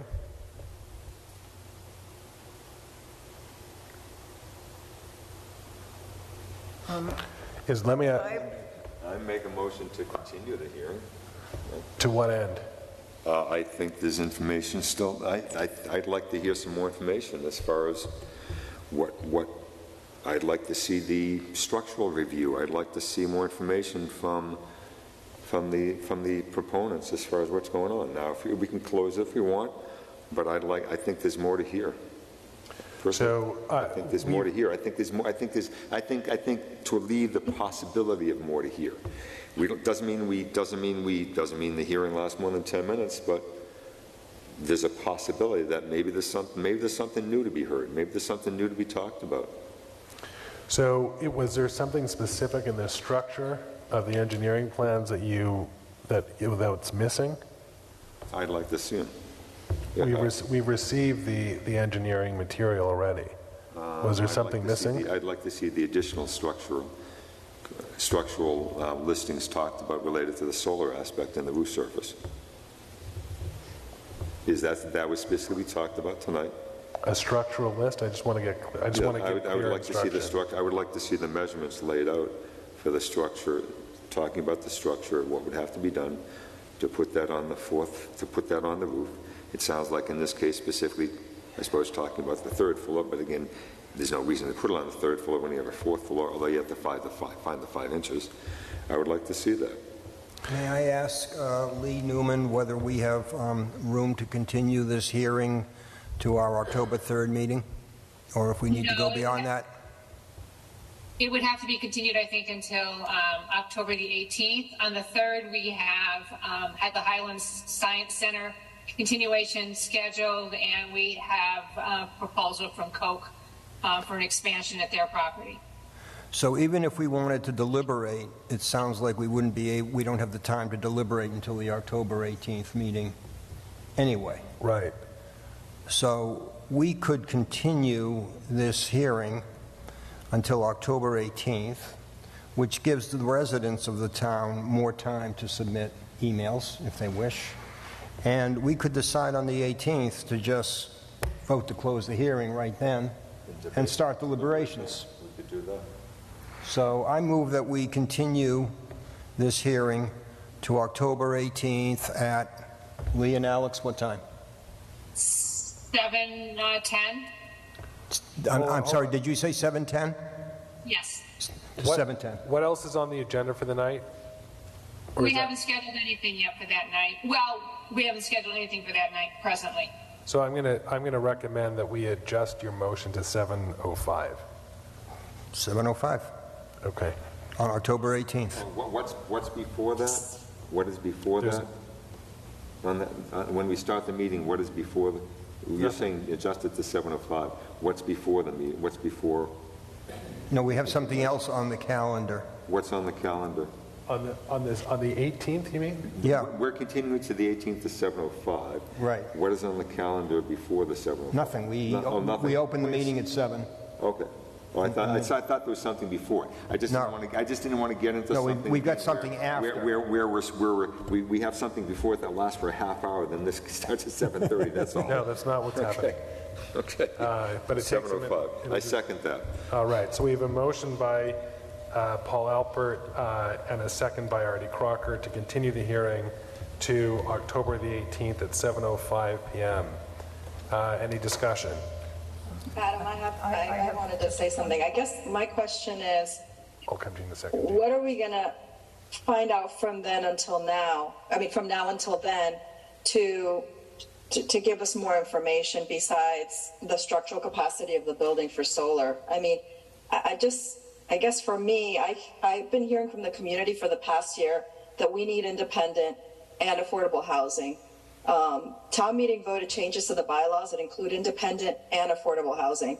The project is a special permit and I understand that it was for a different project, but it had 72, it's significant, independent and 9 affordable housing units. Balfour has modified the project. I understand that it's a business decision, but it eliminated all the 72 independent and the 9 affordable housing units. The other projects in Massachusetts have independent assisted living, including the project in Brookline that Balfour is doing. I know that their business plan changed. The location is a prime location for seniors, independent living, affordable memory care, and there are many precedents in Massachusetts. So I'm happy that the project wants to develop that the developer wants, that you want to develop the building, and that's really great. But I don't hear a really good reason for not doing independent or affordable housing. And we promised that to the community. And I know that there are negotiations with the select board, but again, I agree with, I think it was Mr. Goldstein, that there's, that's short term. In the long term, this is pretty significant, the amount of units that were promised that we're not doing. So I have to agree with the community. I mean, we really need to include this. So if there's no inclusion in it and it's all solar panels, I guess, what are we waiting to talk about in October 18th? That's true. That's a good point. I think perhaps from what I've heard is any public, if we close the meeting, any public comments are not included, cannot be included. Or any comments from the applicant. Or the applicant, yeah. So if we close it, then it shuts off everything. Right. Yeah, and it gets us to deliberation. I don't think there's a need to shut off anything. With your concern is the solar panels. Yeah. And from what I'm hearing from Natasha, I'm jumping to a conclusion here, and from what I'm thinking in my mind, but as I stated, I have not made up my mind, I think the solar panels is a moot discussion. I don't think it's going to matter. I agree in principle with that as far as the basic decision, but I like to see proof of what I'm being told. That's all. Artie, I just ran some numbers, okay? $150,000 at $4 a gallon buys 37,000 gallons of gasoline, okay?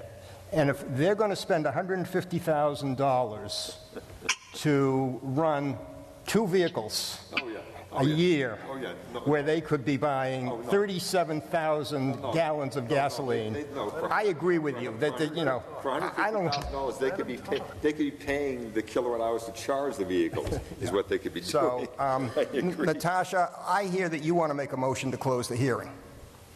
Hold on, before. Well, I mean, unless there's a change in any of the documentation that we have, what more do we need? Why do we need to wait?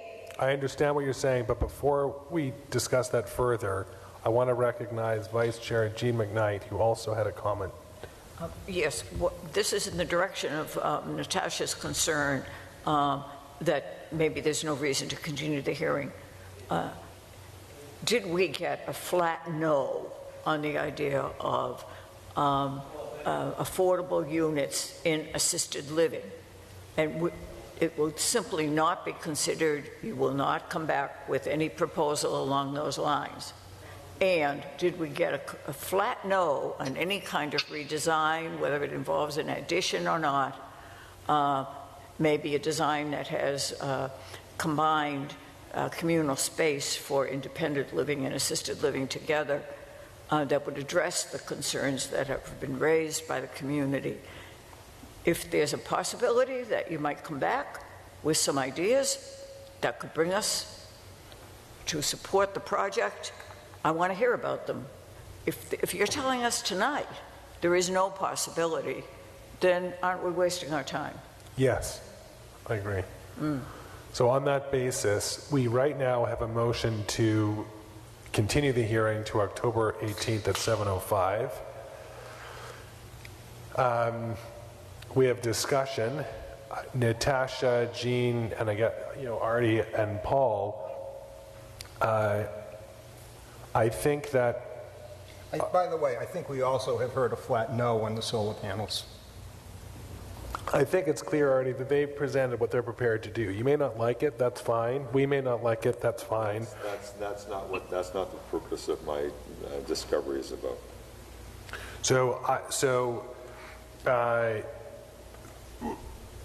I understand that, and yet it's clear that they're prepared either by budget or not, and we have a motion. We're going to deal with the motion, and we'll determine by the motion how we'll proceed. So, well, again, I mean, it sounds like Jean, you talked about if there's any possibility, then maybe it's worthwhile. If there's zero possibility, it's not worthwhile.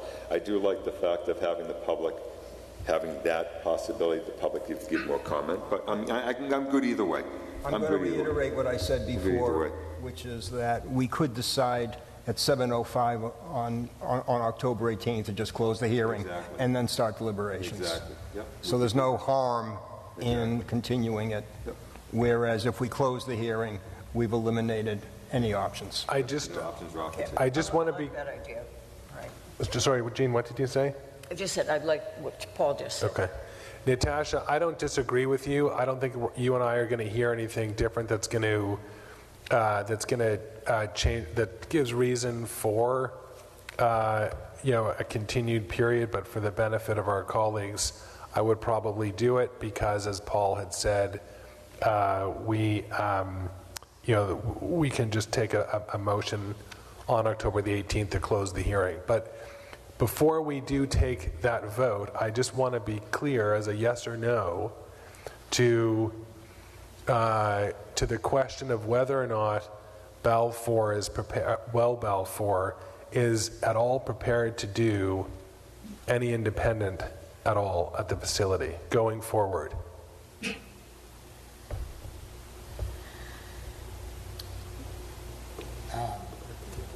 But by my motion, they have until October 18th to give us an answer.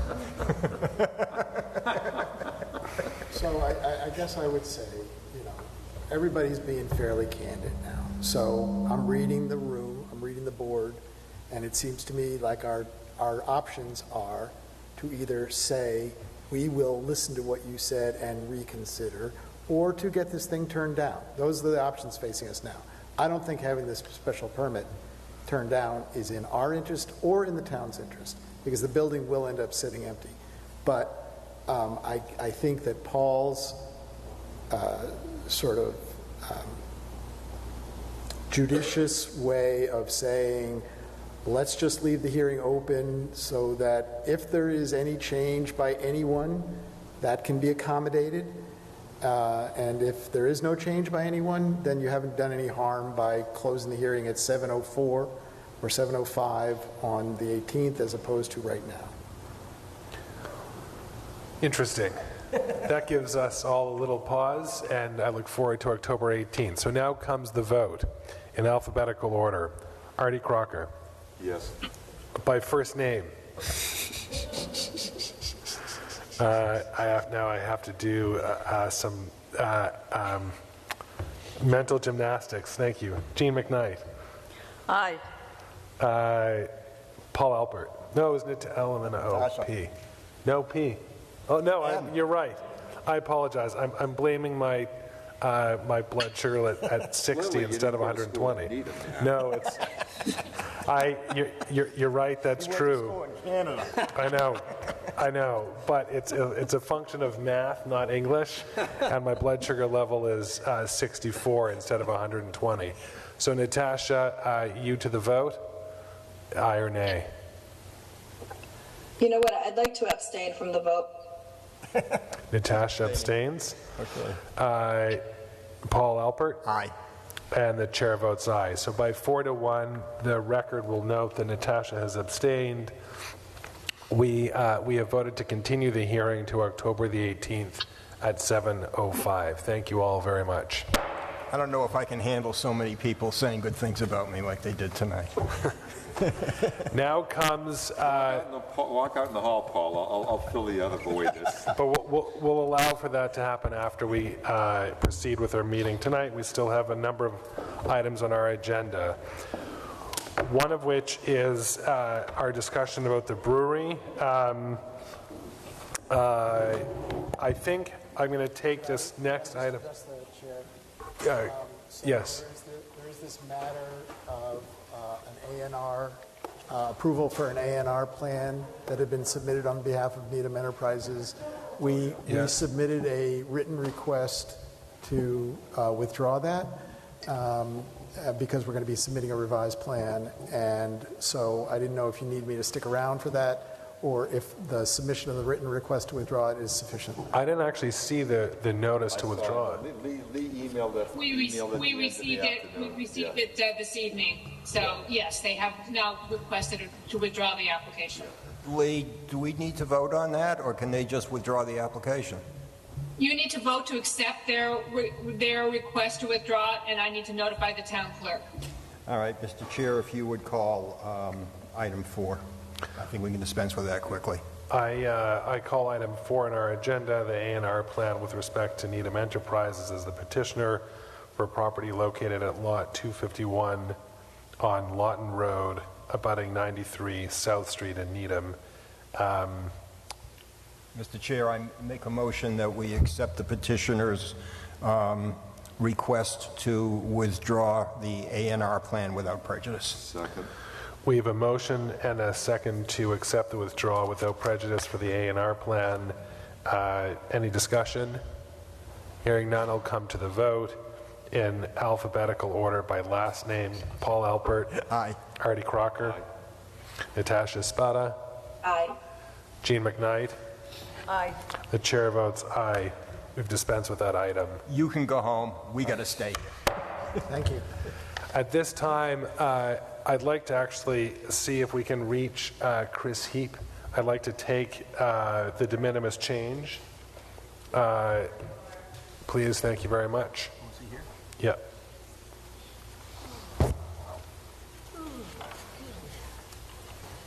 Gene, I'm with you. You second that? I second that motion. Do we have a time limit on when we're leaving? Because it's almost I wanted to be over at 10:30. We was probably closer to 11:30 already. I'd like to just ask Alex a quick question, which has to do with tonight's agenda. Okay. Chris, just bear with us one moment. Thank you very much. Thank you.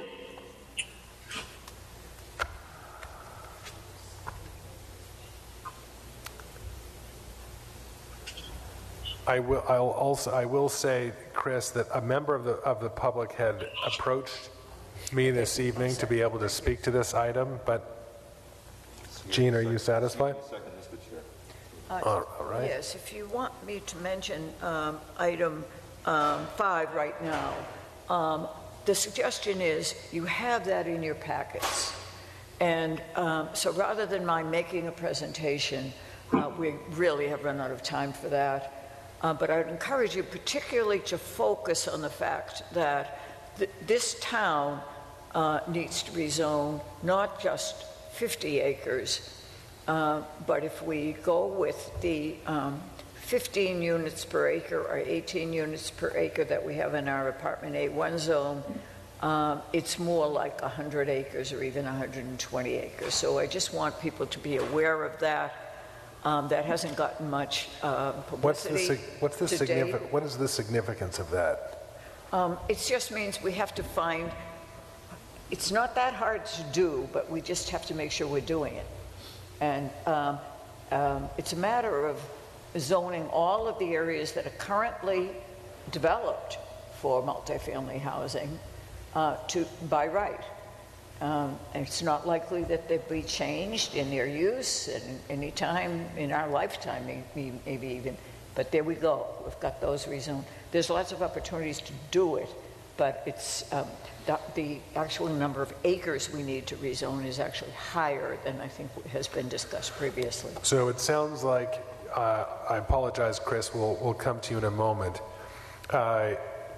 It sounds like there's an opportunity for an immediate zoning change to the bylaw. And what I would like us to do, I'd like you to put that on your agenda for when we have our first planning meeting of the planning board this year. Well, and we're going to be presenting the rezoning proposals that are in the draft housing plan to a joint meeting of the planning board and the select board. And the date for that has been set as October 11th. Great. And then, so from there, what I'd like to see us do is that we have an action plan. Mm-hmm. So by the time we're at May of 2023, we can take some specific action at town meeting to begin the process. If we're, if the town is ready to do so. But I want to make sure that our planning process is set up so we're in line to be able to support that at the goal.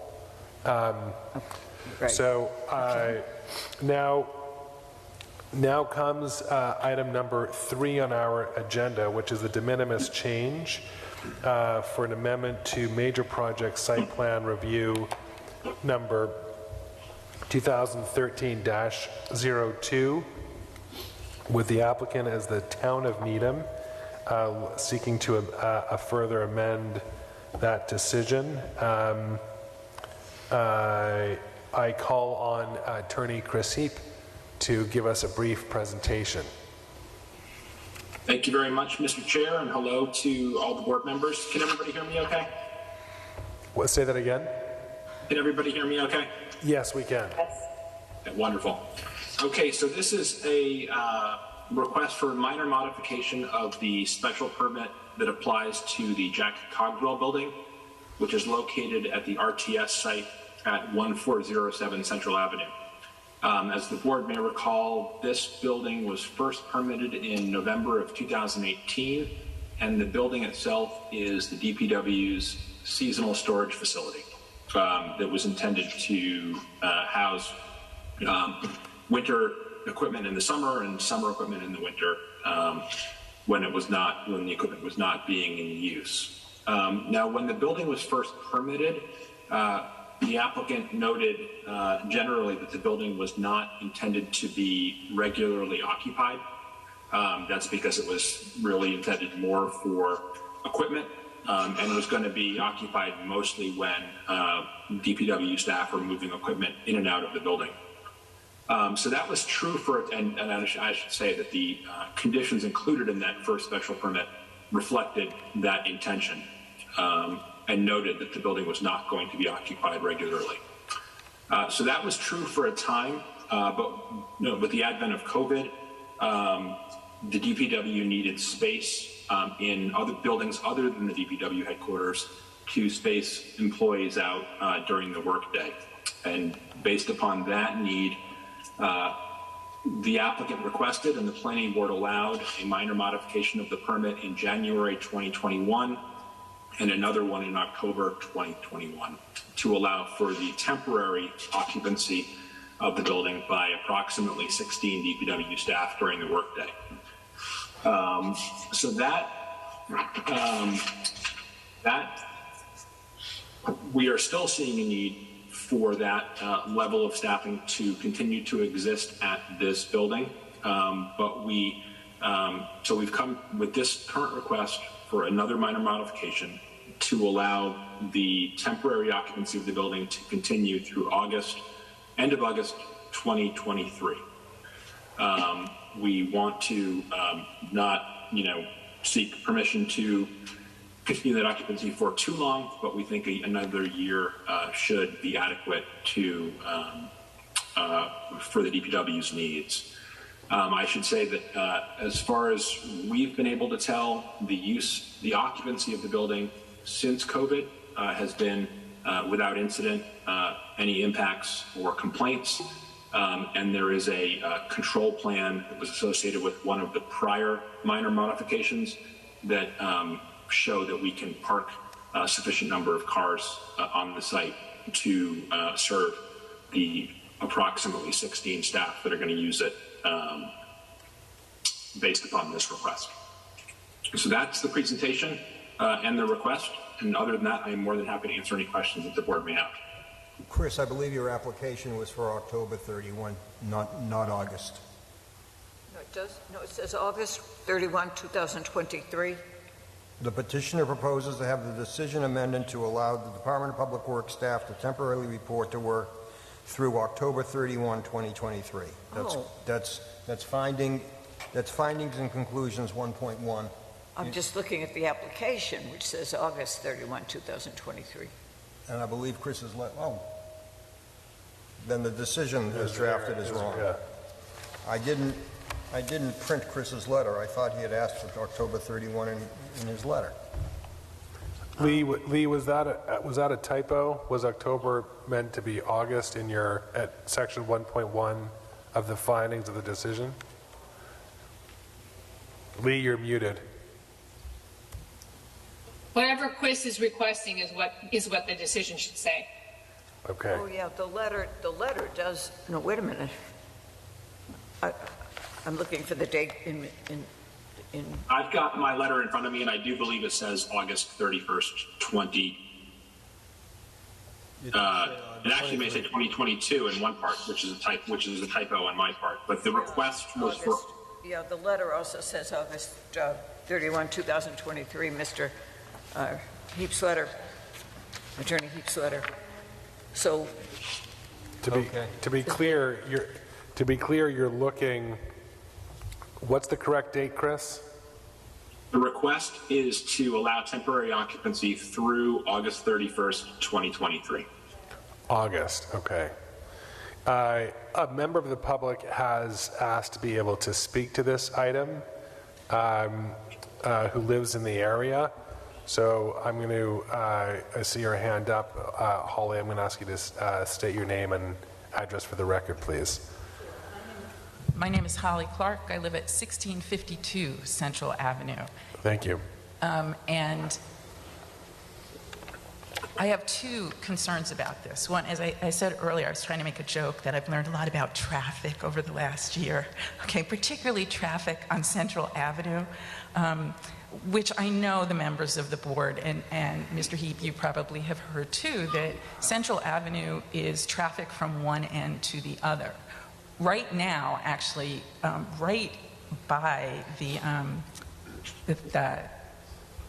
transfer station, Central Avenue is down to one lane for part of the day because of the water main work there. The traffic is backed up. I mean, we have to fix the water main, but it's down to one lane. And when, and the second piece here is when town meeting voted to build the Jack Cogswell building, it was with the specific representation that it would only be for equipment storage. And I will tell you, I personally stood up and asked that question in this room, and I was told the answer by the select board was it was only going to be for equipment. There wouldn't be people in there. Now, I certainly understand that COVID happened and we needed to have more room for people. I understand that. But the two reasons given here were there's just a request for another year, and then it said because there's a study being done, and it would be helpful to do the study for the DPW to have people over here. I have questions about why people would need to be over at the dump for you to study where the DPW should be. And part of the reason, I would add, that we said that there would not be people at Central Avenue was because we had done a study of the potential of using, putting the DPW over at the dump, and in fact having people cross Central Avenue and park their cars at Claxton Field and walking across. And the PARE was the company that did the traffic study for the town, and it's still online and you can see it. And it pointed out that the sight lines exiting the dump are not consistent with what is required with safety because of the curves on Central Avenue. And the exit going in and out is at a level D one way or an E, and an E is below what you want it to be. So I don't understand. I mean, you all have to vote and figure this out. I get that. But I understood putting people in there for COVID. I understood that. But we're all here now. Like, things are changing. And this should not be an open door thinking, well, we put people there, it kind of worked, it's okay. Give them an inch and take a mile. There was a real reason why we said no, and literally we voted to build the building with the understanding that it would only be used for equipment. So that's my comment, and I think that's what we should stick with. Thank you. Thank you.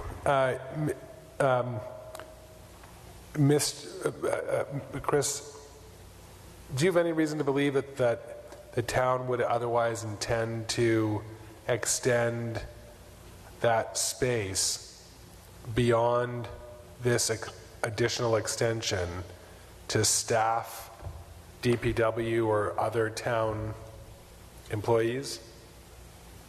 I do not. I do not. And I should say that, you know, in recognition of the representations that were made to town meeting and to the planning board when this was first being permitted, we have attempted to sort of keep this request on a relatively short leash. We have, you know, I thought we have not asked, certainly not asked for this to become permanent, and we don't anticipate ever doing so. But given present staffing needs, you know, we do think the additional year is a reasonable request, but also one that will allow the building to revert back to its originally permitted form in the relatively short term. There's discussion in the room, so I'll ask the residents, if you come to the microphones, we can hear you. I guess I literally just don't understand why there is a desire to have 16 people over here for a year. Like, it's not, I mean, I understood why we said to put them there, and that was because we wanted more space, we wanted social distancing for COVID. I understood that. But those things have changed. So why are we leaving them there? We still want those things, I think. Certainly, we are returning more to normal, but there is still a need among the DPW staff to space the employees out in a way that cannot be done without the use of this building.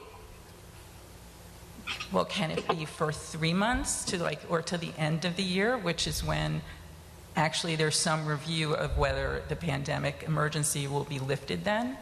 I mean, a year literally, if you could do anything, those 16 people would say thank you if you could get them off Central Avenue over the next 2 months. I'm not kidding. It's that hard. When people are telling you how tough the traffic is on Central Avenue, it's because it really is. And again, right now, it's one lane. It's not like it's only one lane each way, but right now it's down to one lane with traffic guidance. So if it's true, and again, I reacted to your letter, which it said was because there was the other reason given was because there was a study going on about the DPW, and that just disconnected to me, because it doesn't matter where your folks are if you're just studying what you want to do. And we could have that discussion if somebody comes up and says, we want to put people at DPW. We've had that discussion before. The decision got made. It got built the way it got built with the input of everyone. It was an agreed upon recommendation to town meeting, and town meeting literally said no. Like, this is why we said it was going to be equipment, and the planning board certainly agreed. So I just don't understand why it would be certainly I don't understand why it would be for a full year. Holly, but despite what the president said, I don't think we're done with the pandemic. I think that there is, among the medical community, there is a consensus that there is a good possibility, if not a probability, that we're going to have a surge. So, to me, going until the end of the year isn't going to do the trick. If we're going to have a surge, it's going to go through the winter months. Now, maybe March 3 days have September, April, June, and November. Maybe March 31 might make more sense than August 31. I would leave that to your discretion. The construction on Central Avenue had better be done before frost. Right. From your lips. And in fact, I noticed during our break that my wife sent me an email about, which I hadn't gotten from the town, about the fact that they're going to be turning off our water while they do the water main breaks, and they hope to give us 48 hours notice. Yeah, Central Avenue is going to be a mess for a while, and it's probably going to be a mess for the next couple of months. Right. And I totally appreciate the town is trying to balance things, and I appreciate the position that you all are in. But even 6 months, I think, sends a clear message that this was important. And if in 6 months, let's hope that we're on the other side and everybody's gotten their boosters and we're more agreed that things can be closer. But we, part of what I think is we're all here.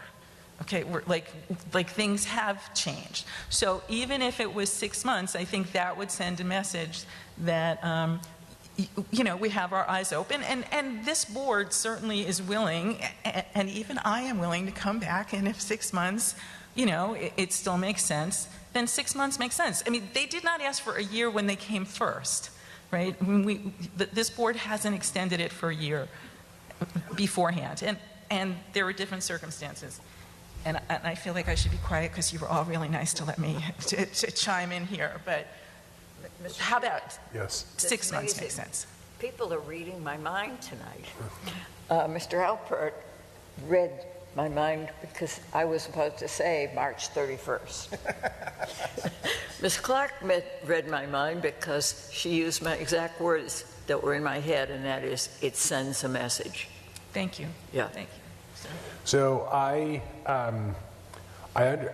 recognize that it's, you know, that in the present moment, one lane on Central Avenue, which is a major arterial road, not just for our town, but for the other towns, even as far as Medfield and further, that use it, and it causes congestion, and that project will continue until that work is done, and it's obviously required work. And I recognize that the town does still have a need to be able to safely house their staff, and what be the balance. I also think it's true that while in the moment right now you and I are physically in the room, given a potential surge, as people have mentioned, we can anticipate that surge would occur in the winter months when less people are outside and more people are inside. And yet I'm not hearing enough of a reason to extend it for the full year.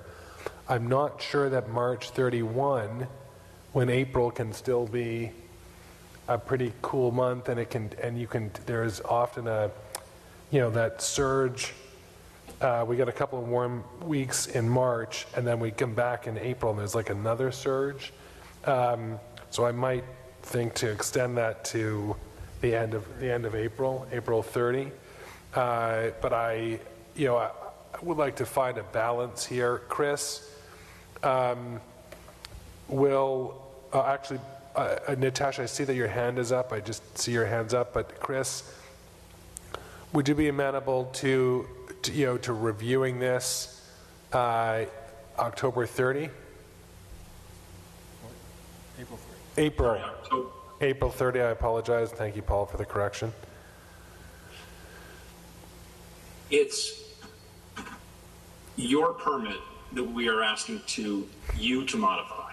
So, the will of the board is the will of the board. Okay. The request from the applicant, which really is the DPW and the DPW director that is responsible for scheduling and staffing all of the DPW employees who work out of this building currently and out of the DPW headquarters across town. The request was for August 31st, 2023. If the board wants to approve something short of that, that is certainly within the board's discretion. Thank you, Chris. Natasha, I recognize you. Thank you. And Mr. Heap, when is the feasibility study supposed to be completed? I meant to double check that before tonight, but I don't know the precise anticipated due date for that report. So I think my position is, I live across the street from Holly. I understand the issues with Central Ave, Holly. I totally get it.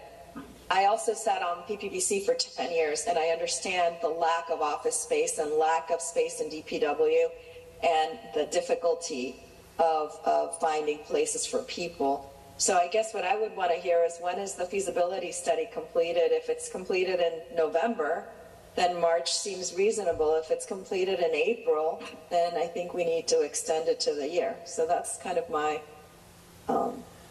take on it, just because I know that these master plans take a long time to figure out, and we have a lot of need in town. We don't have much property, and the pandemic is putting another pressure on it.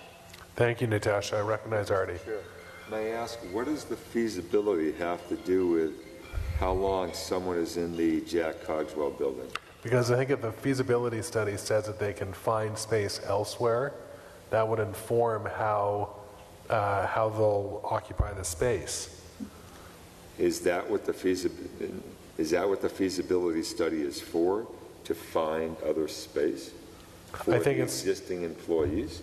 No, I think the feasibility study is renovation of 470 Dedham Avenue or replacing 470 Dedham Avenue. Yeah, so I'm not Right. sure. So it really doesn't, Yeah, I'm not sure I don't that know what it has to feasibility do with the study has Jack to do with this Cogswell building. whatsoever. Yeah, I don't see what it has to do with this at all.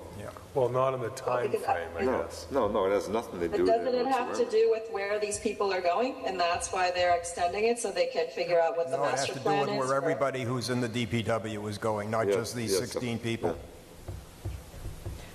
I move that we approve a minor modification of the decision dated November 20, 2018, authorizing construction of the Jack Cogswell building to extend the time for the DPW to temporarily occupy the building through March 31, 2023. I second that. We have a motion, we have a second. Any discussion?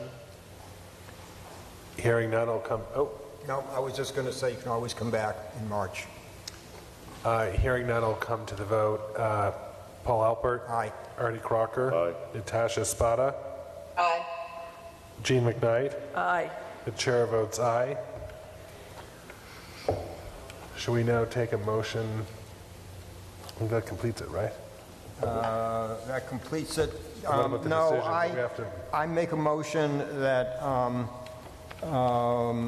we adopt the decision as presented with the sole change of wherever October 31, 2023 appears, it be changed to March 31, 2023. And or August 31, 20. No, we just voted March. I know we did. I'm saying that if it, I think the other, elsewhere in the decision it said August. In the Based decision on- it said August? I thought that... Right, but Jean just made a motion for March 31st. No. The question is the decision, the draft decision mistakenly had August 31. I believe that's, that's... He's that's going to revise it. 2022. That was what we had I will already... revise it so they asked for their August 31st date, and we will grant them the March 31st date.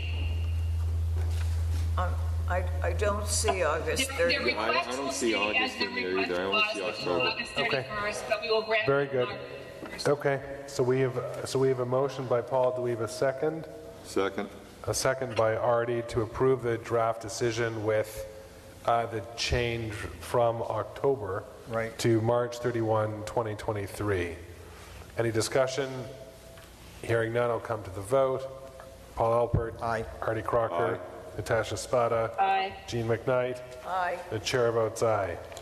And I've just been provided with signature sheets for this decision, correct? I'll sign it and pass it down. Way to go, team. Thank you. Chris, thank you very much. And you'll take somebody's acknowledgement right after the meeting, is that what you'll do? Yeah, I'll look at it later. I so swear. So, is the hearing closed now, Adam? You got pause? Say that again, Natasha? Are we closed now? Is the meeting? No. The next item on our agenda is the zoning recommendation on Article 1 to amend the zoning bylaw with respect to the schedule of uses to allow the brewpub and a microbrewery. So on this item, I would say that we had received a letter on September 7th from Attorney George Genta saying that he'd been asked to review and comment by an undisclosed person the draft zoning bylaw in which he made a number of legal arguments. I had asked town council to review that letter and to correct and clarify the areas of law which he's done in his letter dated September 15th, although I think it may have been updated to September the 20th, which I believe is now part of our material. Does anyone on the planning board have any comment on our as drafted zoning bylaw amendment to allow these uses?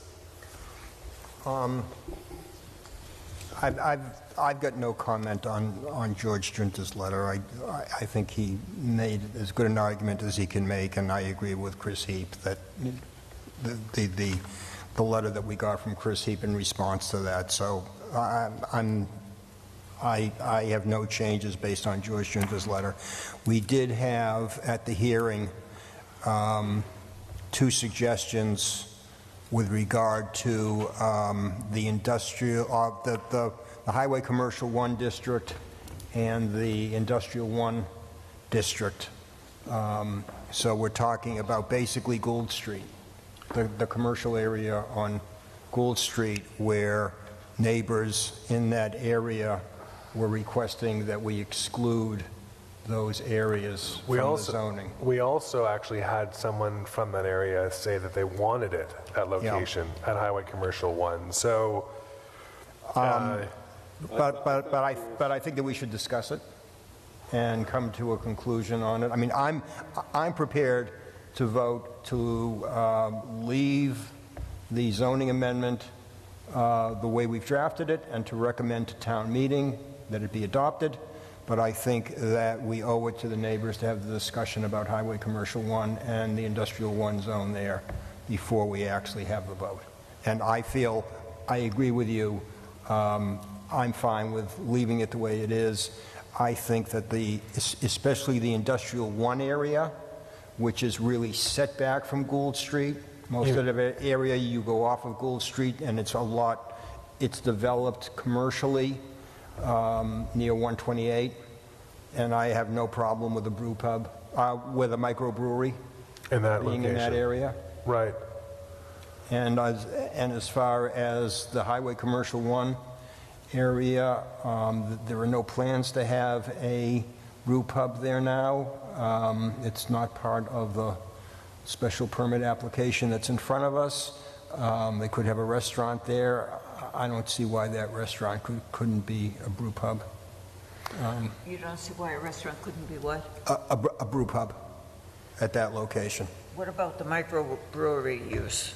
I'm not sure that we were allowing a microbrewery in Highway Commercial 1. Yeah, as drafted, microbrewery would be allowed. Page 2, number 8. In that location. Well, I think the issue, as far as, there's a time issue as far as what time the restaurants would be open in that. Yeah, but that would be part of the special permit process. No, I understand that, but I think it was already stated that, how factual, how definitive we define, how we make that, I'm not sure right now, but it was stated that 8 p.m. is the time when those businesses are going to be operating too. A brew pub would never want to be in a place where you have to close at 8 p.m., number one. So they'd never want to be there if they... But that's why Paul's saying that, the special permit process gives the planning board the opportunity to, for instance, examine the hours. Yeah, I agree. And create, to create or require them to close. Yeah. That's, based on the impacts to that neighborhood, if that's a reasonable thing to do. Yeah. I think we can make this work. Just to verify Gould Street. Now, Gould Street, is it?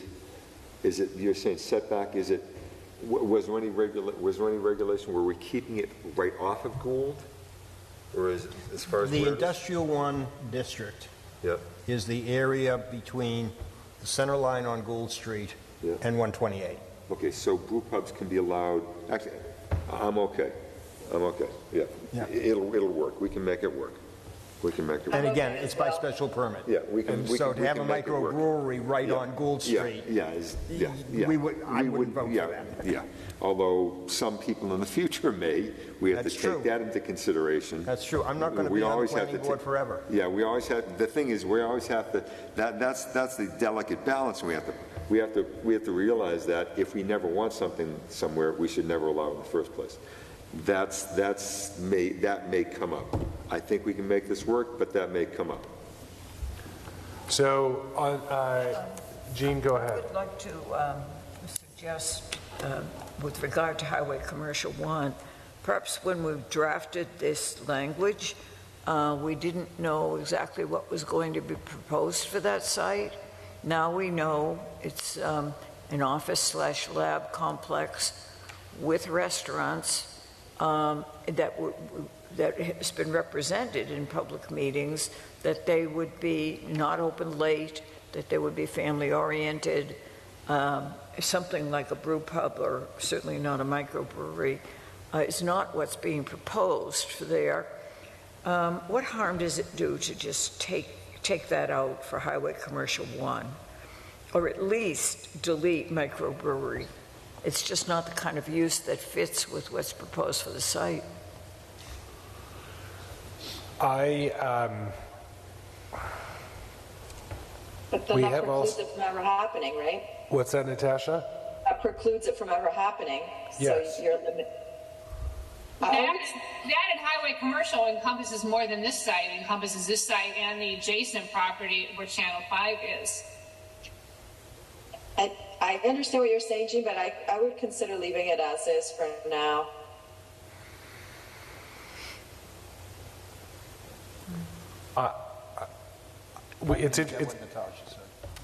You didn't understand what she said. She was prepared to keep it as is, to keep the zoning as is. Because it includes other areas, and even though they're not doing it now, if it ever changes hands, they could propose it in the future. But it's by special permit anyway, right? Yes. It would be by special permit, that's correct. The owner of the property has represented that they would not have a brewery. And I'm pretty certain that when he said that it was both a brew pub, he intended to mean both a brew pub and or a microbrewery. So, and you know, he's already said that he's not going to do it. The only variance to that, or variation to that, is the Channel 5 site, that because that's part of Highway Commercial 1, if that was developed. But also, things change. In 10 or 15 years, he could have tenants move out, and you know, somebody else wants to come in and put in a brew pub or put in a microbrewery, and you know, he may have the space, he may have empty space, and a microbrewery might fit in there. I don't see a microbrewery fitting into the building that he's proposing to build. And of course, that's assuming that we approve the special permit request that's in front of us, which we have not done yet. But a brew pub, I think, is a possibility down the road. So you're also advocating to keep the zoning as is? I'm advocating to keep the zoning as it is, possibly taking out microbrewery for Highway Commercial 1. That's the only possibility. I would go along with that. But I'm fine with leaving it the way it is also. I'm unmoved. I could go either way with the microbrewery. I mean, some of the microbreweries, you know, tend to be larger. We've heard from we've testimony from the owners of Mighty Squirrel that their facility, I think, is 17,000 square feet, and they produce, you know, I think they produce more than the amount that we're allowing. A microbrewery, in theory, would be a smaller facility. A brew pub would be a smaller facility. Artie, do you feel strongly one way or the other? Well, my concern is that, you know, there was the comment that, you know, 15 years from now. So my concern is that, okay, the Muzzy, I keep calling the Muzzy site. It is the Muzzy site. It's the Muzzy site. It's literally across the street from that now is going to be independent living and assisted living. Wingate is changing. The other side there's residential properties on the other side. I would personally never want businesses there that are going to be open beyond 8 o'clock. Okay.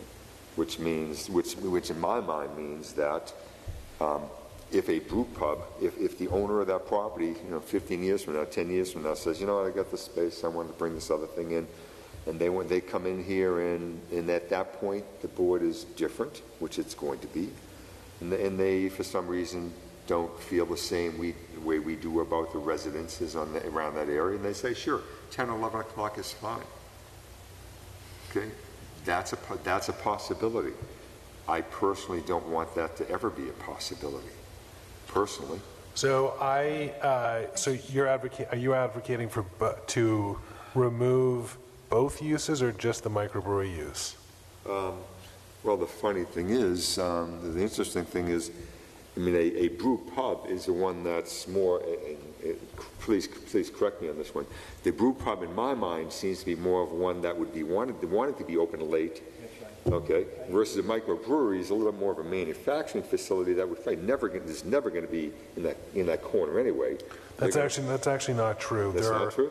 There are over 220, I think, brew pubs just in Massachusetts alone, and which is, you and I will do our own little investigation. Sure, yeah. But having said that, there are all kinds of business models. You can have smaller microbreweries that want to be open, and you can have a brew pub like any other restaurant in town that would want to be able to stay open beyond 8. So if that's your rationale, and you want to make a motion to remove both uses at that site on that zoning district, that's fine. Well, make the motion. Here's the quagmire. Here's the problem. Okay, then you go down Gould Street, and then you go, off of Gould Street. Then you get into an area which would probably make more sense. I mean, there's Bin Ends. So is it Bin Ends? That's Industrial One. Bin Ends is down there. Is that the same? That's an highway. Isn't that highway? Yes, exactly. Is that the? That's an industrial zone. Industrial One. That's industrial. What's that? The commercial zone is only the Muzzy side and the Channel 5 side, the commercial one on this side. Different site. Oh, I'm talking, okay. So let's... His ends is in Industrial One. What is down Gould Street? What is it right along Gould Street as you go past Channel 5? That's Industrial One. Okay. Different district. Then I would propose eliminating from the Highway 1 where the Muzzy Ford site is. So both purposes. So forgive me, but I hear Artie making a motion to remove the brew pub and the microbrewery use from the Highway Commercial 1 district. Which is we're talking about the Muzzy Ford Channel 5. Yes, correct. Then I would propose eliminate it from that district because I would never want it there for the neighbors. So that motion is made by Artie Crocker. Second by Jean McKnight. Any discussion? Yes, I also want to mention that I can imagine us at town meeting trying to defend having these uses in that zone and that being the big issue and making it difficult for this to even pass. I definitely think we should get rid of it. What about an Industrial One? I do think Industrial One is different. Yes, I agree. Down by the highway. Yeah, it depends on the site. It's still special permit, and it depends on the site. Okay. Yeah. All right, so that's our discussion. We'll come to the vote. Paul Alpert. Aye. Artie Crocker. Aye. Natasha Spada. Aye. Jean McKnight. Aye. And the chair votes aye. So we have now decided to, and Lee, we'll need to modify the zoning because we're going to remove both classes of uses from Highway Commercial 1. So now, as to the remaining elements of the zoning bylaw amendment, does someone want to make a motion to approve the as now amended, as further amended tonight? Do we vote to approve, or do we just vote to recommend to town meeting for passage? I think that's what we do. You vote to recommend the town meeting passage of the article in the now amended form. That's So moved. exactly my motion. We have a motion with thanks to Lee Newman, made by Paul Alpert, seconded by Jean McKnight. Any discussion? Hearing none, I'll come to the vote. Paul Alpert. Aye. Artie Crocker. Jean McKnight. Aye. Natasha Spada. Aye. The chair votes aye. We have unanimously decided to recommend to town meeting that they vote the as amended this evening I think we've got a good bylaw. I agree. Thank you. We have voted the minutes for July 7 and July 12. Lee, do you have a report for us this evening? I just have a couple brief things I want to put on people's radar screen, and I'll be quick because I know it's late. On September the 28th, Adam and Jean and I are going to the FinCom to answer their questions on the zoning article. On September 29th, the Housing Plan Working Group is going to be reviewing the draft housing plan in preparation for a meeting that you're invited to on October 11th, which is a presentation of that draft plan, followed by the community meeting on the draft housing plan, which is presently scheduled for October 13th.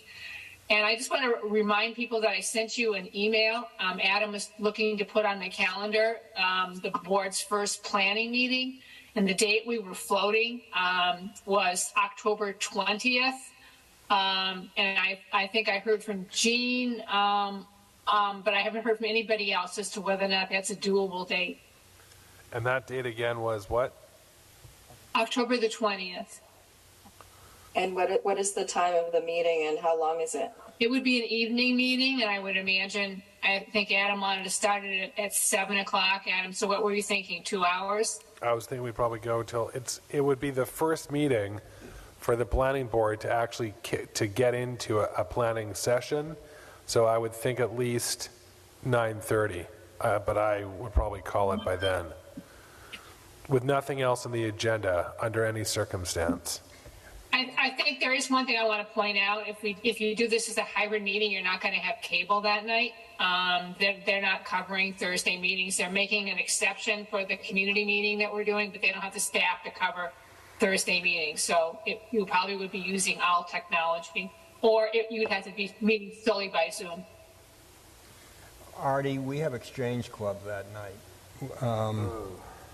Would you be willing to fade Exchange Club for this, or can we do Wednesday, October 19th instead? We have the planning board meeting the night before, Right. and it's 11:30 too, so I can't do 2 nights in a row. Okay. I don't know why not. You're younger than I am, Natasha. I got up at 6 this morning, and I haven't stopped working, so. Jean just said that she would prefer the 19th. And I'm not sure what else, we can try to limit, Lee. Right now, all we have on the agenda, if I understand correctly, is 100 West Street. Is that right? Well, you're going to have decisions, probably. Yeah, but those we can read beforehand. Well, also, when I said, we have an application now for the solar on top of 140 Kendrick Street. So that will either be on the 18th or the meeting after that. No, yes, that's right. It will either be the 18th or the meeting in November. In other words, Natasha, if we could get out of the meeting on the 19th by 10 p.m. No, meeting on the 18th by 10 p.m. Yeah, the 18th by 10. If we could get out of the meeting on the 18th. Both nights by 10. Yeah, both nights. Well, what about the following week on the 20th? How about the following Wednesday? Is that better? And then it's an off meeting. It's an off meeting for Natasha. We don't have any other planning board meetings in that. How about the following week, the 26th? Oh, that's good. I like that. That's good. I like that. What are we talking about? The 26th Wednesday, the 26th. of October. Sure. And which meeting is this for? This is going to be a planning board meeting. planning meeting. Planning goals. Yes. Planning board goals meeting. Yes. Okay. All I right. like that night much better. So we're going to do October 26th. Would it be at 7? Yes. Where? I'm not sure yet. I've got to find a location. I didn't explore that date yet. That works better for me. But The only thing is that town meeting isn't one night. It might go to Wednesday, but I know everyone's trying to have town meeting be one night. Hopeful. Oh, I didn't think of that. And that's going to be, that's probably going to be, well, Oh, jeez. Oh, jeez. Town meeting's on the 24th? Yeah. Oh, jeez. wait, How about where's, the 27th? What about Thursday the Yeah, how about 27th? Thursday the 27th? Thursday the That 27th. works for me. Okay, again, you will not have cable, and we'll have to probably, if it's hybrid, we'll have to use an OWL or we'll have to meet by Zoom. What? There's an echo. we can use the OWL, I think, because we did it for the. We have to use the OWL through a hybrid meeting. Cable will not cover you on a Thursday night. But we can do the owl, right? You can do the owl. Yeah. We'll just be in we'll be in a different room. I don't know what room. You mean, We don't have an owl up here, okay. but do they have an owl in in the Charles River room? I think the Charles River room is probably booked that night. Most Thursdays it is. So we, But if they have them in So we'd have to do Zoom, I think. we could have an in-person meeting. It doesn't have to be a hybrid meeting by law, right? I think by law, we don't have to be hybrid or, so we could do all Zoom potentially. We could do Zoom, we could do in person. Do Zoom, all Zoom, or we could do in person. Let's, Well, with Zoom, I think you'll have, if you're hybrid or by Zoom, I think you'll have more coverage, and it will be recorded, and people can look at the meeting afterwards. all right, let's plan it for the 27th, and then if we can't get a room, we'll change it. All right, so that's good. I'm glad we're going to start. And again, I just asked planning board members, and this Natasha and Jean, that with regard to the housing, your working group on housing to come with suggested ideas for specific zoning changes. By that time, we should have. Exactly. So you may not have it drafted, but you'll have a plan that can be that we can execute by town meeting to take some specific action. Yeah. All right.